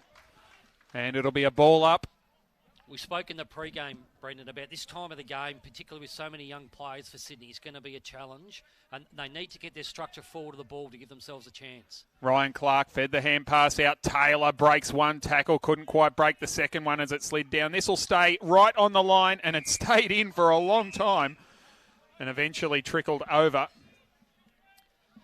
Hayden McLean setting back forward as a key target for Sydney, but as we see, there's spare defenders for Frankston and for Sydney. Callum Sinclair's just having the ankle re-strapped down on the bench, so hopefully for Sydney's sake that means he can get back out there. Tap one down by Tyler Watts. Strong tackle laid on Begley, but he stood up in it and got it away. Dylan Stevens goes to half forward. Flying was McLean. Ball out the back. Tracking it is Lochnan. Slipping over at the crucial stage was Taylor, but turnover time beautifully done by Bove. His hand pass has been chopped off by Hiscock, and he goes short and finds Freeman. There's a little bit of almost an Oz kick feel to the last 5 or 10 minutes with everyone chasing the footy and just blasting it forward. Freeman showing composure on this occasion. Freeman back to full back. Now Brolick, the former Box Hill Hawk, goes out to the opposite side of the ground. Arthurson on the second grab takes the mark. Uncontested, no one around him. Kick was poor. Should be chopped off. Can the Swans relaunch into attack? Stevens looks to step through traffic. Gets the handball off eventually. The ball bounces around. They've got the handball chain going on here, the Swans. Ball inside 50. There's leading target. Over the head of McLean. Through hands. And now it's into Freeman for the Dolphins, who look to rebound off half back. Chiseling ball. A poor one. Off the hands of Gould. Chance now for Cloesy. Handball short. They're looking to work the ball inside 50. On the overlap is Guthrie. Great tackle laid once again on Cloesy. And it trickles out of bounds left half forward for the Frankston, for the Sydney Swans. John T. Ralsmith, you might not know more about him, but young Guthrie is really impressive for me for Sydney. I could see him stepping to the next level. Well, he's actually the middle brother. Mick, he's young, he's older than Zach and younger than Cam. So he's been at he's spent time at Geelong before coming to Coburg. Okay. So he has been around. He's about 25 years of age, so he's been around a little while as the boundary throw-in goes nowhere, and it'll be thrown up in the air. Louis Taylor been impressive this quarter, and he's very clean at ground level. Chance now for the Swans, but the Dolphins will break away. That's beautifully done by Riley. Freeman slipped over at the crucial stage, and O'Riordan managed to get onto the end of his handball and knock it over the line for a throw-in. Was that deliberate from Freeman? He handballed it into the shins of Colin O'Riordan. No, not deliberate. If it's another player. Insufficient intent. But he was probably trying to. No, what I'm saying was, Nathan Freeman deliberately into, Well, Freeman also made sure he got the possession as well, so that was important. So a throw-in. He's up to 30 now, 31 now, Nathan Freeman, racking them up again. That should be a free kick to Frankston. It isn't. Ryan Clark might nearly get rewarded now, and he is. So that's the square up on the one that went against Maris a minute or so ago. Now, where's McLean? Is he? He's in the goal square. He's the logical target here, so Clark looks for him, or is he going to have a shot? He's going to go all the way and then he spear it towards McLean. He missed him by 5 metres. And McLean looked back at him with puzzlement. So what is that? Kicking it to me. It was Joe Lloyd who took the mark, put the kick to the outer side. Battling for it is Stern, beaten for it by the Swans, who have the numbers. Chip ball back inside 50, and back there with the flight of the ball, marking it for Frankston. Dangerous kick it was from Newman. Chance now. Well, they've got the numbers, Frankston. They had the numbers, but Max Williams kicked it into the cricket nets. Yeah. Over the head of Freeman. Benny Hill music, cue it up for that passage of play. Late chance here for the Swans then. Louis Taylor, he's got a pretty illustrious CV at AFL level. Very kickable for a player of Lewis Taylor's quality here. On the boundary. And also, he might back his leg speed in here against Freeman. There's no Frankston player. He's going to go with the around the corner kick, the Stevie J curve. I would take Freeman on here if I was Louis Taylor. He's off, and he does take him on, and he hooks it back, but he hooks it back too much and misses to the near side. So Sydney's first score of the third quarter took nearly 27 minutes. They go to 5-6-36. Frankston 7-16-58. 27 gone in the third quarter for Ray White Frankston. And that's the three-quarter time siren. A big quarter for the Dolphins as the Swans tire. But they're still not out of this game yet, are the team from the Harbour City. Sydney 5-6-36, play the Dolphins 7-16-58 here at Avalon Airport Oval. Massive final term coming up here on RPPFM's VFL Match of the Night with thanks to TV Magic and Bendigo Bank. We'll go to a quick break, and after this, we'll go through the third quarter and what we made of it, and back for the final term, a crucial final term in this VFL game. Back with you shortly.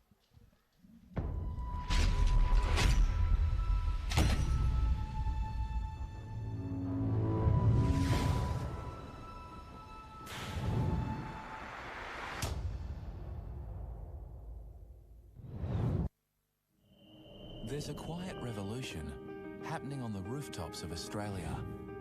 And at Solar Heart, we're proud to be leading the charge. One home, one family, one solar panel at a time. Helping smart Aussies make a real difference to the planet, cutting their energy bills and connecting them to their smart energy future. Get smart. Get Solar Heart.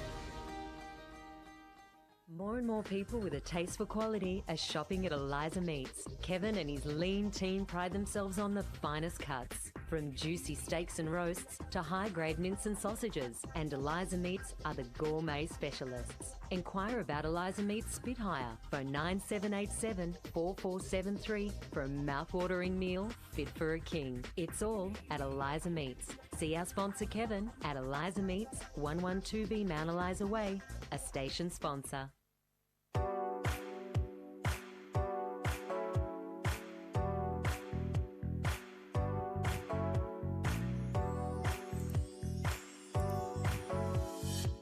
Do you have TV antenna or reception issues? Need to wall mount your TV or want extra TV or data points? Then talk to TV Magic, Frankston and the Peninsula. TV Magic are your local TV and antenna specialists. We look after everything: TV, home theatre, satellite, plus all electrical work. Visit us at tvmagic.com.au or contact Clint for a free quote on 0484 395 555. TV Magic. We make all your TV problems disappear. A station sponsor.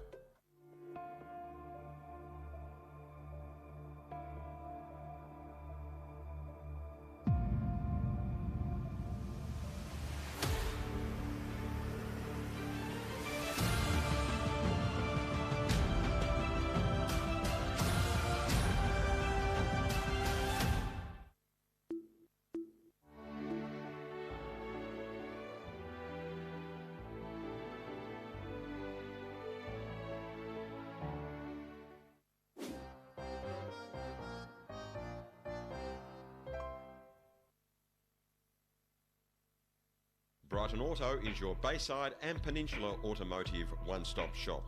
This all-in-one award-winning Mitsubishi, MG and SsangYong dealership is also offering Holden certified parts and service.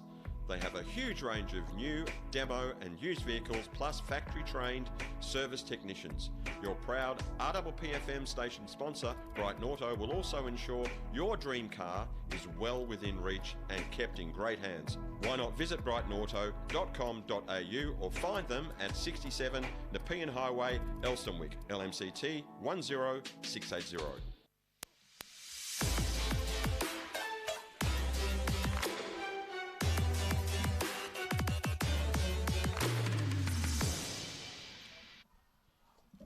Welcome back to the RPPFM VFL Match of the Day. The Dolphins in control here at the Avalon Airport Oval. 22-point leaders.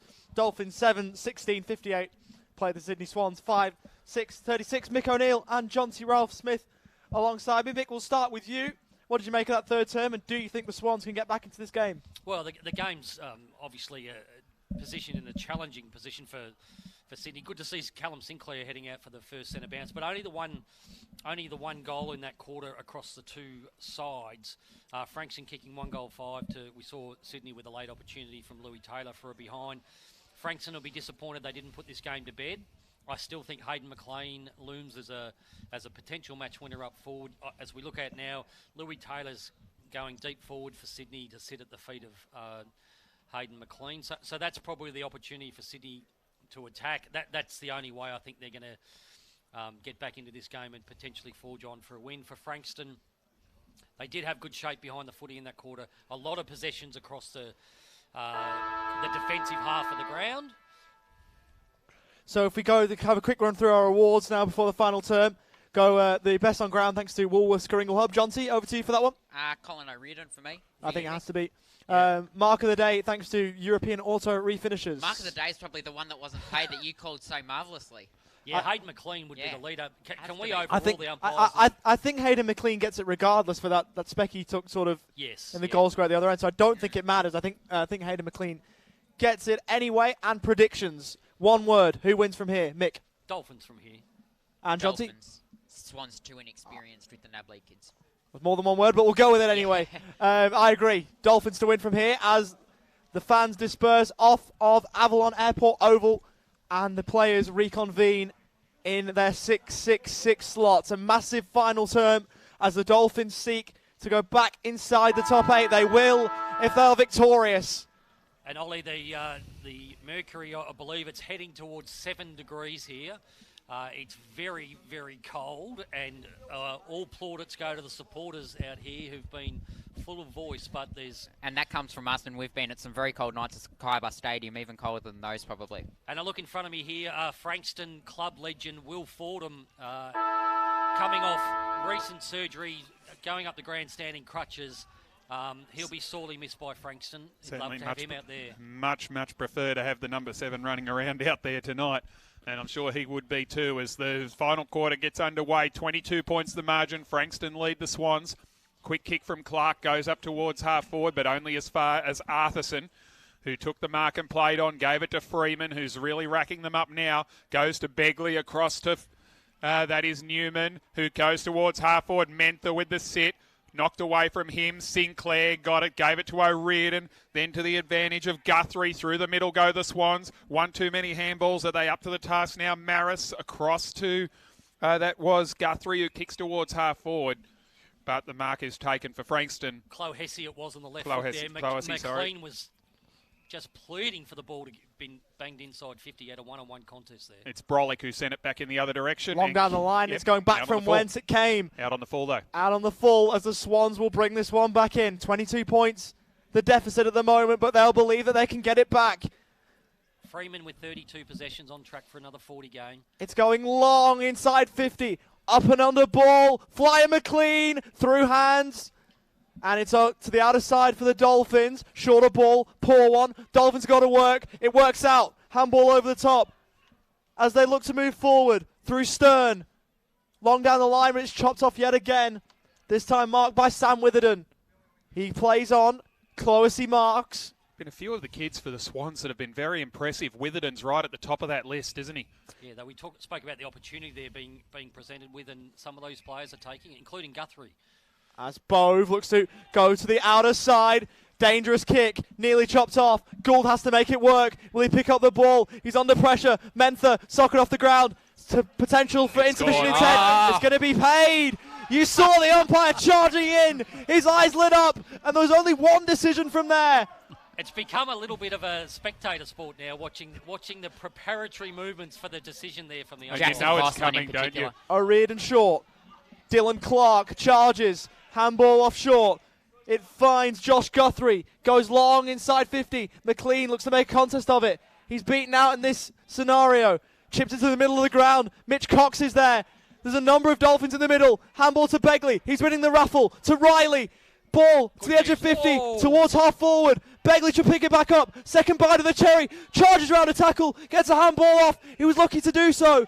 Umpire's picked out a free kick, and it's going the way of the Dolphins. Was that a trip that he Begley plays on. Sorry, Mick. Go. Oh, that's interesting. The umpire called play on and then changed his mind. He realised that he wasn't behind the mark, so he thought I'd better call him back. Okay, he's got to be too far out here, Ollie. And look at the point. So. The point's gone up. There's the Brendan. set play. Yep. And and Sinclair goes running straight back into the hole. But is he quick enough? He's not quick enough. Bagley from near on 60, but it's chopped off. O'Riordan well read. Swans to move the other way through the Irish-born O'Riordan. Handball short. Goes back through the middle. It's now with Churgwin. O'Riordan looks to handball it off. Another possession for him. Stevens charges through the middle. That was electric. Louis Taylor turns round. Churgwin again. The Werribee player. 2-on-1 in the forward 50. They've coughed it up. Brolick marks at the last line of defence. Goal-saving mark for Frankston. Now looks to move to the open side. And he's been good at half-back, Brolick. An unfamiliar role, you would think, for him. But as the Dolphins go down the outer side through Freeman, O'Riordan got a hand up there, knocked it to ground. Newman. Here's a chance for Newman, who went off the ground. Now the Dolphins. Cox. Can he pick it up? He can't. Ends up kicking off the ground again, deep into the forward pocket. Left behind by the Swans defender. Done. And that should be a free kick to Frankston. Umpire said no. There was high contact there. That was a Mitch Cox special, I think, under that pack, was it, Jonty? Yes, it is Cox there, and the umpire might be onto the Mitch Cox special because he hasn't paid about 3 of them tonight. Flicked out by Sinclair. Little handball, Mentha. He had to go over the top, and it's a throw, says the umpire. Advantage quickly taken, and the Swans go away. Taylor has to get rid of it quickly. He decides to go sideways with the kick, and he stuffed it up. Chance now for Frankston to turn it over on their forward 50. Little ball away, Mentha. And what have we seen this time? Free kick, Frankston, I think, off the free ball. kick. Another throw, is it? Or the hit arm on grab? Newman. It was a hit on Newman, and Mentha gets the downfield free kick. Louis Taylor then, he looked up when he got the ball across half-back, and Frankston had spare defenders everywhere. He would normally have kicked out the back to a player running onto it then, but he had to go sideways. To me, you still kick it 50 metres down the ground because it takes another kick, because it's 50 metres further away, it takes another kick to bring it back. Yeah, and I think that's that inexperience he's got ahead of him there with the young NAB League players here. So Jack Mentha from 49 metres out, kick on its way. He's missed everything badly. He's almost put it in the river. It's out of bounds on the full. 22 points, the score remains. Frankston in command, but they haven't put the Swans away just yet. And they'll be kicking themselves if they don't win this game. Mentha puts under pressure, probably front on contact, and that's the way the umpire sees it too. Blatant free kick to be given away as the Swans look to move it back in. O'Riordan being attended to by O'Leary, the 238, manning up on one another as it goes to the far side wing. Swans with the numbers. Great work there to burst through the pack. Taylor. The kick is poor though. Taylor on great mark, courage. Amazing from Max Williams, who with a bit of friendly fire with Liam Hiscock. He's tough, Max Williams. He's very tough. He's gone back with the fly and he's taken a courageous mark. I've watched him closely in this second half playing on Hayden McLean, and he's putting in early body work before the ball arrives. He's a strong man, Max Williams, and he's getting the upper hand in that duel. Goes across the face of goal, and it's marked on this far side by Austin Johnson on VFL debut. Goes to Begley with space, the former Bomber. Poor kick. It's a risky one. They should move away here. The Sydney Swans. Handball over the top. He waited to give it. Eventually did. It goes back now with O'Riordan. He's hit hard. Still bouncing around. In fact, no, it wasn't O'Riordan. It was Witherden. As Mentha moves away. Searing kick. Cox is on the run. Oh, man free inside 50. Should be a goal for the Dolphins. Set up play. Walking in, open goal. Josh Stern with a big moment. And he's blown it. Who was it that was spraying the goal square? Was that Brody McLaughlin? Brody McLaughlin absolutely burnt him and kicked a point. It's a cold night, and you want some heat in the game, but you don't want to be burnt like that, Brendan. That was. Oh, I tell you what. You'd take that sausage back if it was burnt that badly. And pass over the top. The Dolphins with another opportunity here. If they lose, it's their own fault. O'Riordan will be tackled over the line. And it'll be thrown in 7-17-59 Frankston. Sydney 5-6-36. What Josh Stern was actually really good. He drew the Swans defender to him, but then what he needed to do was kick it over the top rather than kick for goal. Either that or shoot for goal sooner before the Swans defender got too close. You just feel like the final nail in the coffin's coming, but they've got to execute here, Frankston. Slapped on by Witherden. And Guthrie there as well. Stevens dumped back over the line. Freeman up to 35 possessions as we see most weeks. Ryan Clark and O'Riordan with 32 for Sydney and Dylan Stevens with 29. The AFL players are doing their bit for Sydney tonight, all getting their hands on the footy. As you'd expect it, because they simply have to, given how undermanned they are with all those players still stuck in Newcastle. Ball back in half forward. The next goal is crucial. We know that. Handball short from Newman. Ball inside 50 towards half forward for the Dolphins. Looking to get out the back was McLaughlin. In the end, it eludes Liam Reedy. Out for a throw in the left forward pocket for the Dolphins, who are looking to ice this game here and now. We say this most weeks, but watch Mitch Cox here. He'll feign as a non-active player and then burst onto this stoppage. Mentha, another one, he'll burst onto this stoppage here. Can Frankston make the most of this opportunity? Ball back in left forward pocket. Brought down by Sinclair, and the Mosquito fleet go to work for the Dolphins. Will they able to extract it? Begley's over the top. Will he be able to pull the ball out of the pack? It looks like not, and it's will be a ball up centre half forward for the Dolphins. It just bounced on its end over the head of Mentha and then went sideways past Cox, didn't it? You were exactly on the money. Sinclair fed it out to Taylor, who will go through traffic. He got it to Young, fed it all the way out wide to the outer side. Josh Clark plays on quickly, sends it down the wing. Good kick, finds the target in Watts, swings around under the scoreboard, almost caught, got a hand pass away. The Dolphins have arrived and put the pressure on. And it will eventually be held in there through desperate tackling from both teams. It'll be a ball up, Mick. You got to feel for Hayden McLean there. He finally found himself inside 50 with a one-on-one with Max Williams. But instead of kicking the ball from the mark, they went for the handball inside and just wasted that opportunity. One down by the Frankston team. Dylan Stevens working his way through off the ground a couple of times. He's got 3 on his hammer, and in the end, the hammer falls on him. And out it comes. Riley gave it back to O'Leary. He goes short by hand through the middle. McKay towards half forward. Good kick. Just a hand in there was good. Back where there is McLaughlin. Turning in. Third in line. Johnson rolls it home. Josh Stern, is it? Is it Stern or Johnson? It is Stern. It is Josh Stern against his old team. And a relieved Josh Stern. But not only a relieved Josh Stern, he had Brady McLaughlin in the goal scorer again. He didn't go for him. And Frankston now, you would certainly think, have got the job done here at Chirnside Park, Avalon Airport Oval. They are 8:17.65. Sydney 5:6.36. 10 minutes gone, final quarter for Ray White Frankston, as Louis Taylor looks absolutely exhausted wandering to the bench. He's put everything into this game in this last quarter. Yeah, for any Sydney Swans fans out here, we spoke earlier before the broadcast. They've had a number of close losses where they could have easily been on the other side of the ledger. I wouldn't be discouraged by the performance tonight.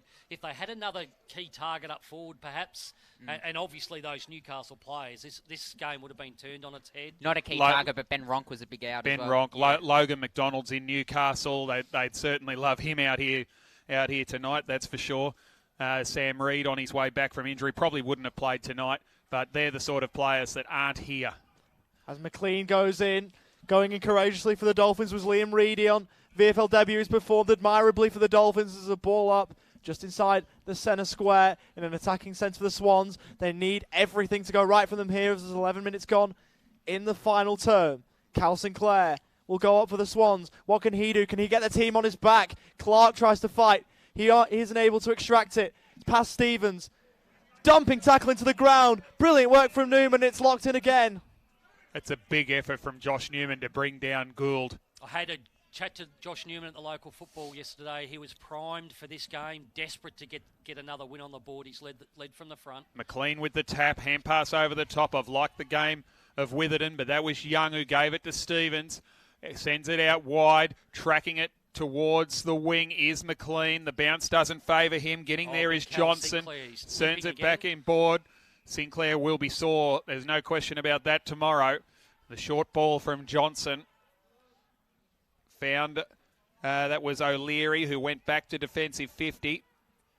And the Dolphins will come all the way with the switch across halfback. That was from McKay, who goes nicely. Freeman, another disposal for him. This one's not so good. Swans players ran under the ball, though. Riley's got some pressure from McLean, and he's up to the task. Fed the hand pass out to open space. Who's getting back there first? Stevens, worried out of the contest nicely by McKay. Cracker kicks towards half forward. Well weighted. Ball was nice. There's McLaughlin. Will he go himself or will he find a man? He looks for a man, and Caden Brand chops it off beautifully for the Swans. We had O'Leary long over the top, running into an open goal square. Easy to judge from up here, but good intercept. Brand goes wide, looking for Ryan Clark. 2 AFL listed players combined. It's a nice ball over the top.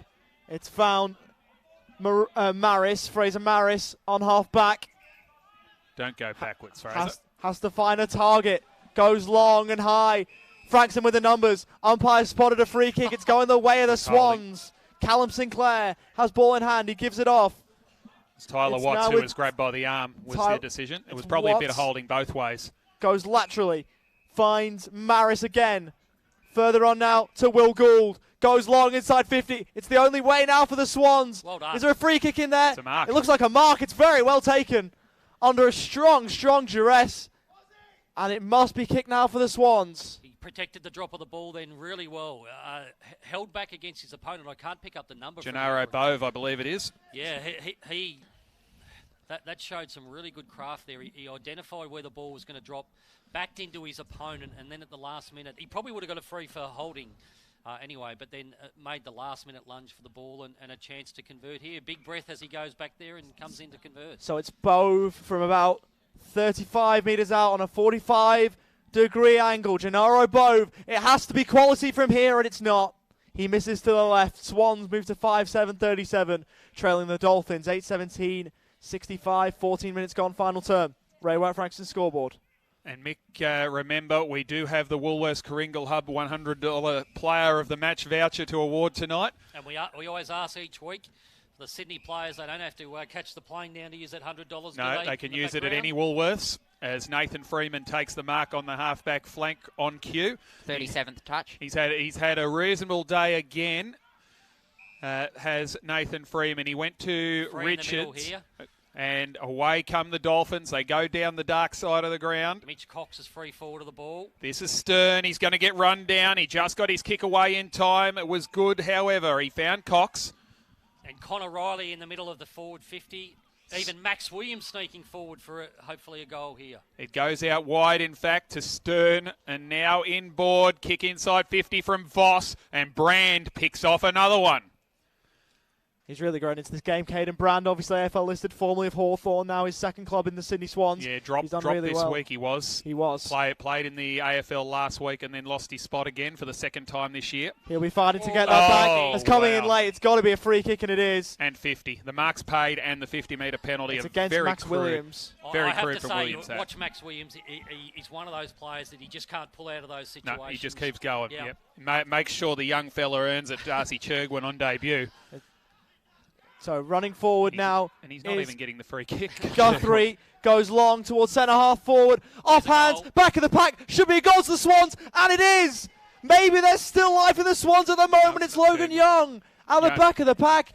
Sydney 6-7-43. Dolphins 8-17-65. This game's still on. And we've got a problem here for Darcy Churgwin. He tried to run forward to take his 50-metre penalty. He got about 25 metres and he's collapsed. So the knee and the kidneys, I think, were really stung. He's trying to stay out there, but you certainly hope that there's no sort of internal damage there. He's going to go forward.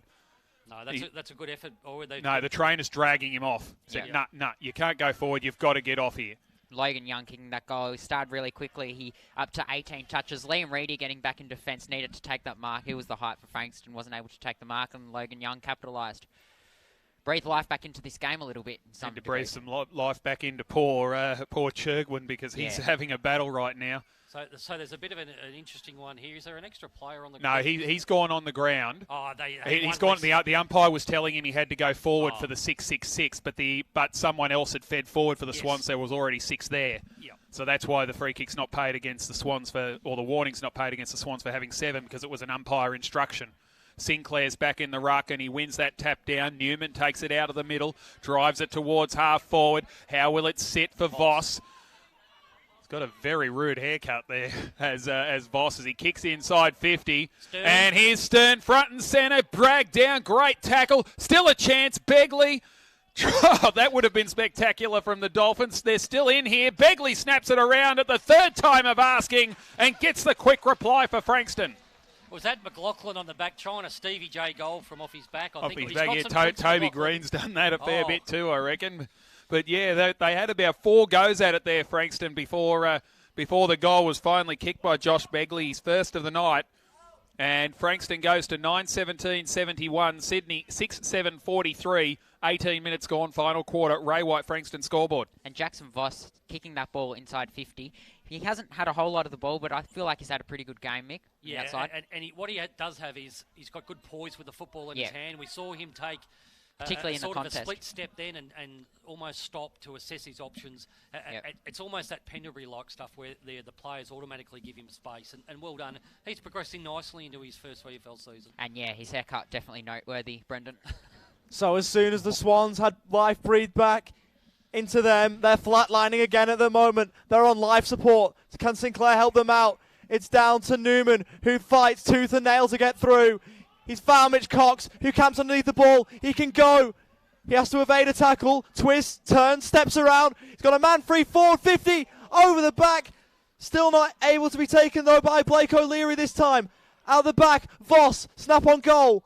In fact, goes wider. It's more of a set-up kick. Brought to ground.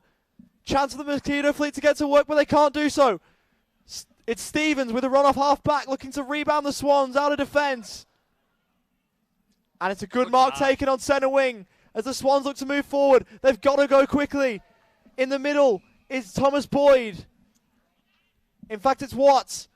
Handball short. They're going to go long inside 50. They're looking for McLean. He's not where the ball landed. He's going to try and make it work, but he can't do so. Too many Frankston numbers.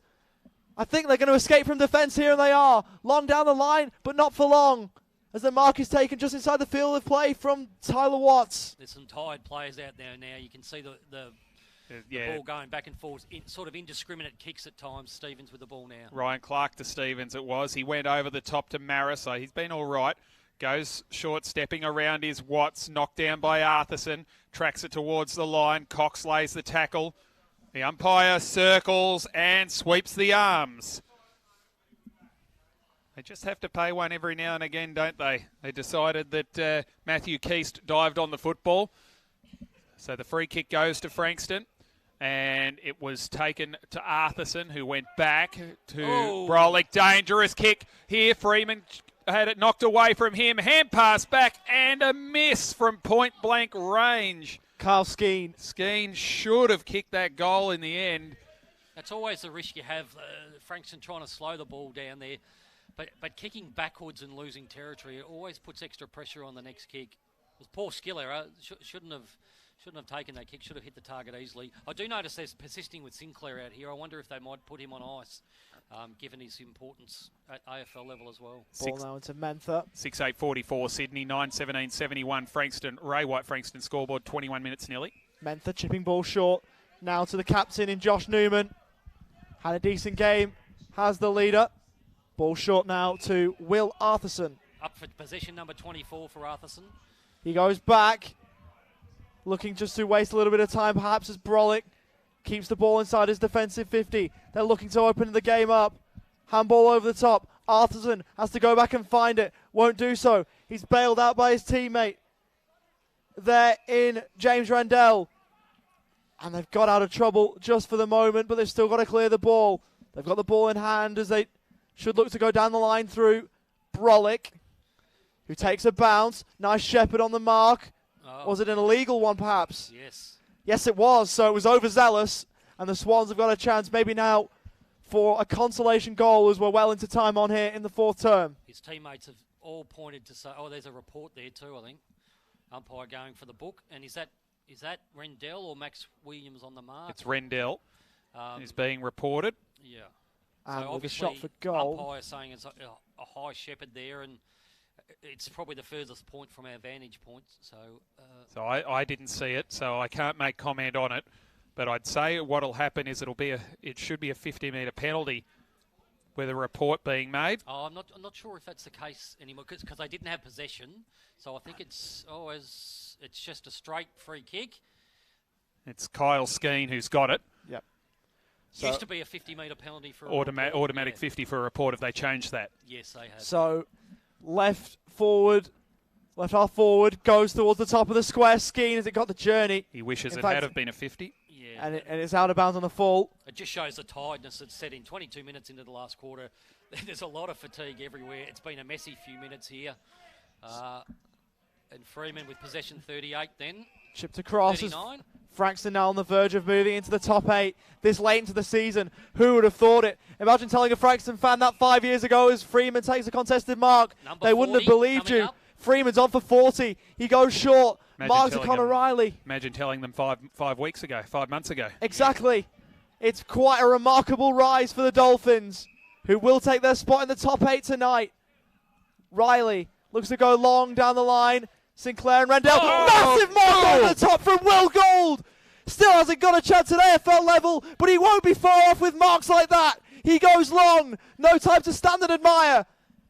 And he goes over the back. In the end, Frankston went out. Joe Lloyd They're looking for the open side.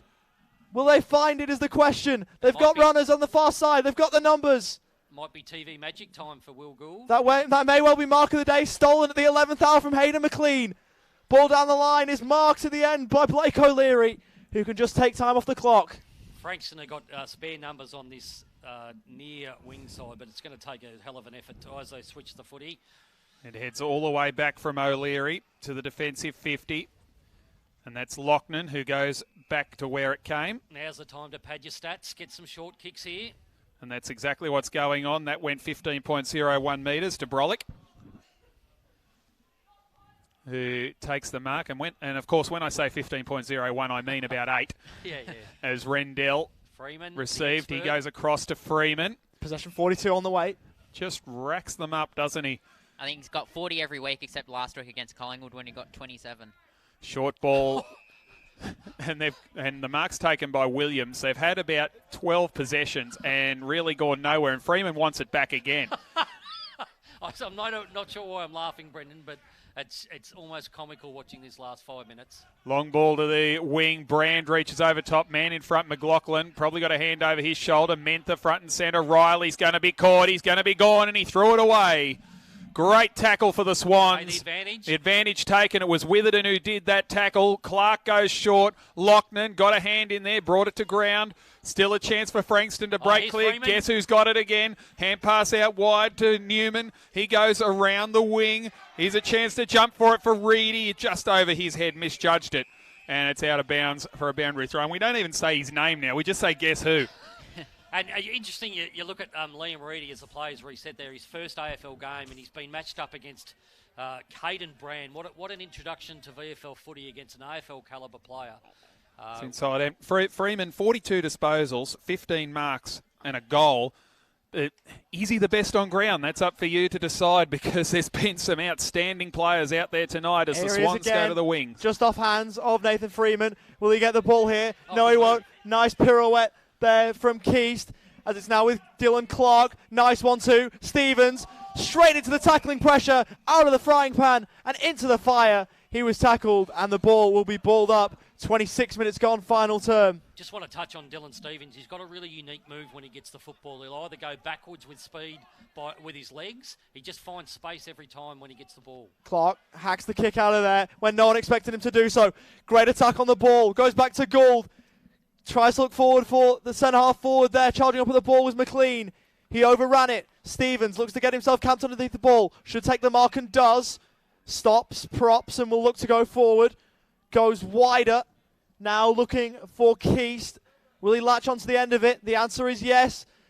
Looks to set himself up, but the mark is taken. The intercept mark by Frankston defence. Looks like Hiscock over there with the tape around his head. It's been a few weeks in a row he's come off with the blood rule, Hiscock, but he's done well tonight. And he goes long down to the outer side. Big pack flies, and that's a terrific fly. And a big mark for Gould once more. He's desperate for that Mark of the Day award. He's got it penciled in for one of those two, you'd at least think, as the ball goes long. Off hands, tackle from behind. Was it disposed of correctly? The umpire says so. Handball on the outer side. Taken by Colin O'Regan. He's had a brilliant game in a losing cause. Ball stays in on the far side. Over the top of it, both sides trying to extract it out, but neither can do so at the moment. And it looks like it'll be balled up left half forward for the Swans. In fact, it may well be extracted out of the final hour.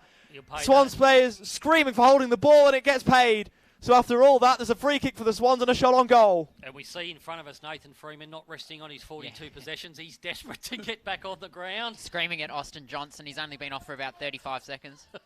And there's no way he's getting back on the ground unless there's a goal coming up. So the ball's right over the other side, isn't it? Fraser Maris looks to set it up to the top of the square, looking for McLean and Sinclair, the tall timber up there for the Swans. But neither of them will get there. And Frankston can look to break. They've got time and space, and they've got runners as well to go with that. Kick forward will be marked in the end by Blake O'Leary. They're screaming at him to go forward, the Frankston contingent. He goes to the outer side. Brady McLaughlin, they've got numbers streaming forward. Ash Cracker goes inside, marked again by O'Leary, who was integral earlier on. He's got the ball again. And the ball across is an absolute shocker. And They had so many numbers forward and they couldn't find Mentha. And that, Mick and Jonty, is an absolute classic case of stuffing around with the football. Well, he could open up a butcher shop with the butchering he did with that one. But let's see if we can get a late goal here for Frankston. It's a 50-metre stoppage, but have we got Freeman back out in the ground? He's free at this stoppage. A free man. He is. Free man at the stoppage is Freeman. It's not going to come to his side of the stoppage. Hand pass back into traffic. He would have been better off running it out. Riley goes up to full forward. Big pack flies. Ground level ball. And it's rushed across the line by Sam Witherden. 9-18 for the day for the Dolphins. Could have been a better result, but only 4 of those rushed as well on my list. So they've kicked 14 behinds and a lot of them gettable. As the Swans bring it out of defence, 72 plays 44. It's a 28-point lead to Frankston as we tick towards half an hour into the last quarter. Ball around the wing. It's knocked away from Maris. Nicely done by the Dolphins defender there. Loughnane. It was Harry Loughnane or Loughnane? Harry Loughnane? Loughnane he goes with. Yeah. Okay, so that's a different pronunciation. Yes, it is. And well, it's always good to see those efforts late in games. Yeah, just not giving it away, even though you've got the game won. Getting to the front spot, backhanded nicely there by McCormack. Riley steps into the tackle and is gone. He took him on, was the decision. Ducked his head down and went as the Frankston Dolphins get the high fives. They have seen off the Sydney Swans, the gallant Sydney Swans. A strong effort by the Dolphins. Frankston are in the top 8 tonight. At the end of round 12, 9-18-72 Frankston defeat the Sydney Swans 6-8-44 in a pretty entertaining but at times messy game of football. Mick O'Neill. Oh, well, to be honest, the 6:30 time slot on Sunday when it was first announced, we were thinking it was a strange time slot for footy, but I found that to be a highly entertaining game, albeit late in the game. Not unexpectedly, both sides got tired. But Frankston will be pleased to have got the job done. That's really what they needed to do here. We knew coming in that Sydney were a little bit undermanned given the personnel they still have stuck up in Newcastle. I thought there were positives to come out from both sides. For the Sydney Swans, the AFL listed players, they all performed well. We saw Will Gould is someone who, Ollie mentioned, he hasn't got his opportunity at AFL level, but he looks like he could slot in at some stage. And then you have the old guard every week at VFL level. Ryan Clark gets 30 touches. And he showed his tricks. Louis Taylor was impressive. Dylan Stevens is a guy that I think is going to have a long AFL career. And for Frankston, probably you get used to Nathan Freeman having 40 possessions. He led the way with the 42. But we mentioned many times throughout the broadcast the pressure that Frankston were able to put on Jonty up forward. That's been missing for a while. It was a little bit of a signature for them in the first 2 or 3 weeks. And great to see that come back. Yeah, absolutely. Obviously, like you say, they weren't able to fully capitalise on their opportunities, but it's probably the first time since the early rounds that that whole Mosquito fleet's been back together with Blake O'Leary, Jack Mentha, Ash Cracker, Josh Stern. Obviously, in addition to that mid-season off the supplementary list, so they were really good for Frankston. Liam Reedy in his first game of the contest. We've become enamoured with him inside one game, but at 204 centimetres, it's a different look than Frankston have had at any stage throughout the year. He'll learn. You could see that he's still finding his way, but we mentioned what a great and valuable experience playing on an AFL calibre opponent. But I don't think there's any surprise that he was able to provide that contest they've been looking for, and that gave an opportunity for those smalls to go to work. Begley I thought, started to get active late. Yep. And he's always one to look at. But we better get straight into the straight into it. The best on ground for Woolworths Coringal Hub, a $100 gift card to spend anywhere around at any Woolworths in Australia.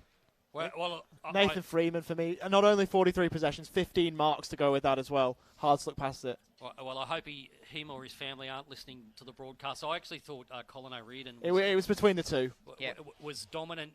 Freeman's an expert at padding his stats later in the game, and that's not a criticism of him. He's just the most reliable player to have the ball in his hands. But when the game was at its best, I thought I thought O'Riordan was a good player. Jonty, your thoughts? Yeah, I think O'Riordan, closely followed by Louis Taylor. I think if Sydney were going to get back into it, it would have been through Louis Taylor's speed and finesse up forward. But yeah, for me, Colin O'Riordan. What about you, Brendan?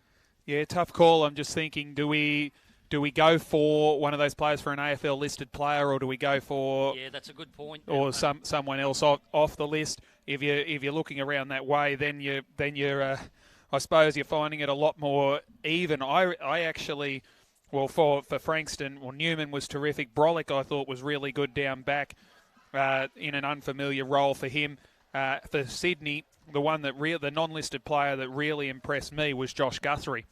If you're looking that way, but if you are looking for the better players on the ground, then you've hit the nail on the head. I think with O'Riordan, especially in the first half, and Taylor all night, and even Sinclair in the ruck, who rucked unchanged basically for the entire match. If you're considering the AFL listed players, so that's a decision to make there. Well, I've been influenced by that. The players on the AFL list, they can afford the $100 at Woolworths. So Ollie, I think we go with you. Nathan Freeman as the best player on the ground, 43 possessions. He's just a remarkable story this year. It's the consistency of his accumulation that is so impressive each and every week. And this was a game that we mentioned for Frankston. Their better players needed to lead the way. In many ways, Freeman leads with the volume in possession, Newman with the body work. So we have to give that to Nathan Freeman. Mark of the day, I think we're all in agreement. Will Gould's Specky on the near side. He gets that. And do we have a final award? No, I think they were the only two. The other one here is Mitch Cox for his 5 goals a couple of weeks ago, which still has to be handed over to him. We're just about done here at Avalon Airport Oval. We'll look at the final scores. Frankston 9 goals 18-72, defeating Sydney 6-8-44 by 28 points. For Frankston, it was 9 individual goal scorers for the game. Josh Begley, Jack Mentha, Nathan Freeman, Billy Mackay, Blake O'Leary, Harry Lofnan, Liam Reedy, Josh Stern and Jackson Voss. While for Sydney, their goals were kicked by Hayden McLean, who kicked a couple in the second quarter, and singles to Ryan Clark, Lewis Taylor, Logan Young and Tyler Watson. If Colin O'Riordan's family is listening from back home in Ireland, I apologise for robbing him of a $100 Woolworths card, which I'm sure he might have enjoyed. Well, he might have sent home to Ireland. Do they have Woolworths over there? They don't. They'd be using it in the hub down here probably. Maybe go and buy a couple of slabs in the hub. The family could have flown to Kringle Hub and spent the voucher. Oh, fantastic. So apologies to you, Col O'Riordan. You played a fantastic game, and hopefully your reward might come with an AFL game pretty soon. The ladder at the completion of round 12 after wins today to Collingwood over Sandringham, Footscray over North Melbourne and Frankston over Sydney. The Bulldogs are a game clear on top of the ladder with 8 wins, 0 losses and 32 points. Southport 7-1, Box Hill 7-2, Casey Demons 6-1, Geelong 6-2, Williamstown 5-1-1, Collingwood 5-2, going very nicely. The Magpies in 7th spot. Frankston into the top 8 tonight. 5 wins, 4 losses, 20 points. The percentage needs a little bit of work, 93.69. But I think as long as you keep winning the games, then they'll be very happy with that. GWS, after their great win over Casey last night, 5 wins, 4 losses, are 9th. Werribee slips to 10th on 4-3. Richmond in 11th on 3-4-1, and big question marks over the Tigers at both levels now. Coburg's back in contention, 3-5. Carlton 3-5. Sandringham 3-4. It takes forever to get through the ladder, doesn't it? Brisbane Lions, Gold Coast, and North Melbourne on 3 wins. Sydney, Essendon, the Northern Bull Ants on 2. Aspley on 1, and Port Melbourne on the bottom of the VFL ladder. Never thought I ever would say that, guys. And we're waiting for official confirmation from the league, but we believe Frankston will host Port Melbourne on Friday night. Certainly what Frankston are advertising. We're being told Frankston are advertising that, so a big chance for Frankston to turn the tables on Port Melbourne after a number of thrashings in recent years. They're the team in the 8. Port are the team struggling, and off a 5-day break when Port's coming off a bye, that'll be a challenge that the Dolphins have to get up for. So a cracking game on Friday night if that's the way the fixture does end up falling. Thanks very much, Mick. Been a pleasure and a really entertaining night here. Great to be here with you guys. Jonty Ralph Smith, a great job again. A great Sunday night of footy. And Ollie Walker-Peel, great job again. Thank you very much to you. Yeah, not a problem. Thanks, Jonty. Joy to be here at Avalon Airport Oval. Brilliant game. Cheers, Jonty. And you cannot forget the reason we're on board. The birthday boy, Peter Sasevich, pushing the buttons behind us. Thanks very much to you. A big happy birthday. If we had time, we still wouldn't sing happy birthday because no one wants to hear us sing. That's for sure. We'll do it off air. And a big thank you to the Werribee Football Club for allowing us to come here, and to everyone who tuned in around Australia tonight to this game. It's the Frankston Dolphins into the top 8, 9-18-72 over the Sydney Swans, 6-8-44 for Mick O'Neill, Jonty Ralph-Smith, Ollie Walker-Peel and Peter Sasevich. I'm Brendan Rhodes, and we'll see you probably on Friday night from 7 o'clock on RPPFM, your Peninsula Footy.